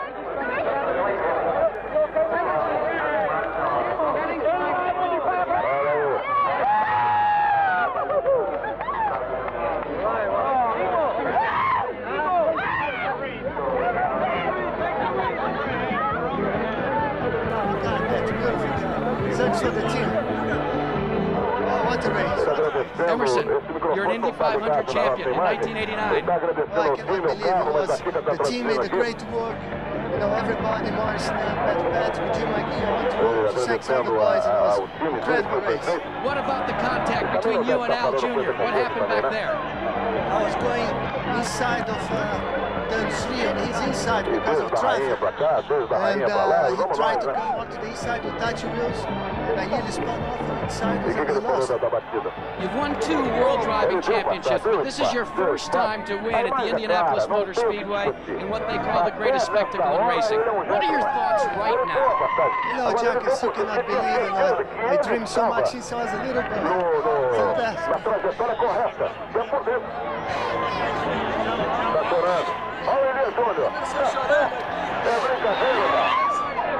Elias Júnior consegue furar o bloqueio da BC e hoje é festa brasileira, tem que furar. O câmera ainda tem que dar um take. Você dá um take no Elias Júnior, né? Quer dizer, tem que mostrar. Well, I think, Paul Page, that certainly tells you just how important this race is to you, Emerson Fittipaldi. It's just incredible that you ran so well all day, and then Al closed up on you, and he was really concerned about fuel, and you weren't. His car was much faster on the straight, and luckily I got the traffic. They want a moment to share. Eu quero mandar um abraço a todos os brasileiros aí. E para o automobilismo brasileiro essa vitória. Obrigado. He just said his victory lane interview to the people in Brazil who are watching this live. Muito bem, tá aí a festa brasileira, confirmado. Raul Boesel, terceiro colocado, brilhante Boesel. Quarto colocado, Mário Andretti, carro de número 5. Quinto colocado, este fenômeno, essa legenda, AJ Foyers. Nós vamos para o intervalo comercial, retornaremos daqui a pouquinho nesta vitória que encheu de orgulho a todos nós do Brasil. Eu realmente fico orgulhoso de estar junto de Emerson e Boesel esta tarde aqui em Indianápolis. E a Bandeirantes, é claro, como sempre, mostrando seu pé quente. 500 milhas ganhas por um brasileiro. Voltamos já já. Bandeirantes, o canal do esporte. Little Al looked over to see Fittipaldi there. He kept his foot down, went into the corner, turned in, stayed well above the line, but then was tapped by Fittipaldi, and he slammed into the wall. Fortunately, Al Jr. was not injured in this accident. In fact, he hopped out of the car almost immediately, and he can't believe his fortune here today.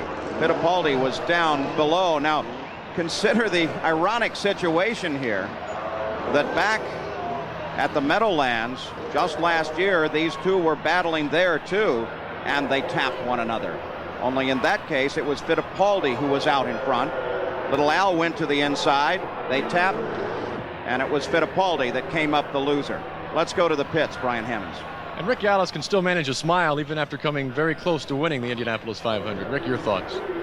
Well, it was, you know, it was quite a thrill leading it there at the end because we thought we had a chance to win it. But I want to congratulate the Patrick team and Emerson. They did a fantastic job and they hung in there all day and they were fast. Mais aqui em Indianápolis, acredito com todos vocês em todo o Brasil, porque não foi só uma corrida, né? Então esse final é um final que passa a ser discutido. Olha lá, foi a roda de trás que pegou e acabou se enganchando na roda do Emerson. O Emerson não moveu a direção um instante sequer para o lado direito, ou seja, para o lado de dentro da pista, para jogar o Al Jr., como ele quis dizer. Mas há poucos instantes, o chefe de equipe do Al, ele quis parabenizar o Emerson Fittipaldi, dizendo que a corrida foi brilhante, e não tocou no assunto, quer dizer, não tirou o brilho da vitória, porque o Al declarou Jr. declarou à ABC que ele foi empurrado pelo Emerson. E não é verdade. Não é verdade. Se fosse verdade, nós estaríamos dizendo que foi verdade, tá certo? E paciência, mas olha lá. O Emerson, inclusive, teve a preocupação de vir mais para baixo, foi quase para a grama, quando ele percebeu qual lance ele estava junto, e sentindo a inexperiência, porque há uma diferença fundamental entre um homem de 42 anos, como o Emerson Fittipaldi, e um homem com 27 anos, como o Alonso Jr. Dá uma olhadinha, dá uma olhada só. O Alonso Jr. vem, o Emerson toma a tangência, o Alonso ainda chega mais perto do Emerson, né? O Emerson tenta sair dele e ele acaba enganchando a roda de trás na roda da frente do Emerson. Quer dizer, um final de cinema. Wesley, parabéns, hein, Wesley? Obrigado, queria dar os parabéns para o Emerson também, que acho que entre os Chevrolets ele que andou melhor hoje, sem dúvida, quer dizer, teve um grande final e acho que ele merecia ganhar hoje. Vou fazer uma pergunta para o Raul aqui, que eu estou começando a sentir, Raul, não, mesmo antes desse terceiro lugar seu aqui, que você passa a ser conhecido pelo público norte-americano e respeitado, principalmente depois do Campeonato Mundial de Marcas. Eu acho que esse terceiro lugar hoje solidifica você como um personagem norte-americano e até como um dos top 5 entre os pilotos norte-americanos a partir que o Brasil também continue torcendo pela gente aí. E vamos ver se vai ser televisionado mais para o Brasil essas corridas, para o pessoal ficar acompanhar. E também o que a gente tem que fazer agora é tentar desenvolver o nosso motor melhor, o Jazz, que para acompanhar o Chevrolet está duro por enquanto. E o que eu fiz na corrida foi manter um ritmo, já que não dava para acompanhar o ritmo do Chevrolet e o que foi melhor que a gente pôde fazer. É verdade, aqui pelo computador, Raul, a gente acompanhava você num reloginho, você manteve aquilo. Emerson Fittipaldi, having gone down that low, just by the laws of physics, had to be carried up high. Well, Emerson Fittipaldi continues his celebration at the Indianapolis Motor Speedway, the winner of the 73rd running of the Indianapolis 500. We'll be back with more coverage after this word from our local stations. This was Shelley Unser when she realized what had happened to her husband, that the Indianapolis 500 victory was not to be. Emerson Fittipaldi is the winner. We'll be back.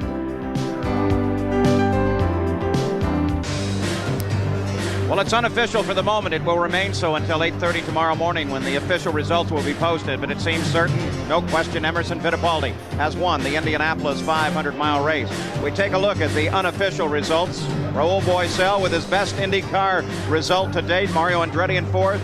A.J. Foyt comes in and his last top 5 finish was 10 years ago. Brayton, Jones, Vogler, Bernard Jourdain. We look down 11 through 15. Jones, Vukovic, Heimrath, Moran, Daly, Palmroth, Michael Andretti, Dominic Dobson, Jim Crawford, Didier Tays, Ari Lyondike, Pancho Carter, Rick Mears, Al Unser, John Andretti, Bobby Rahal, Tom Sneva, Danny Sullivan, Randy Lewis, Theo Fabi is 30th, Gordon Johncock, Kevin Kogan, Gary Bettenhausen, the unofficial finish of the Indianapolis 500. We hope to talk to Al Unser Jr. in just a moment while Emerson Fittipaldi continues his celebration.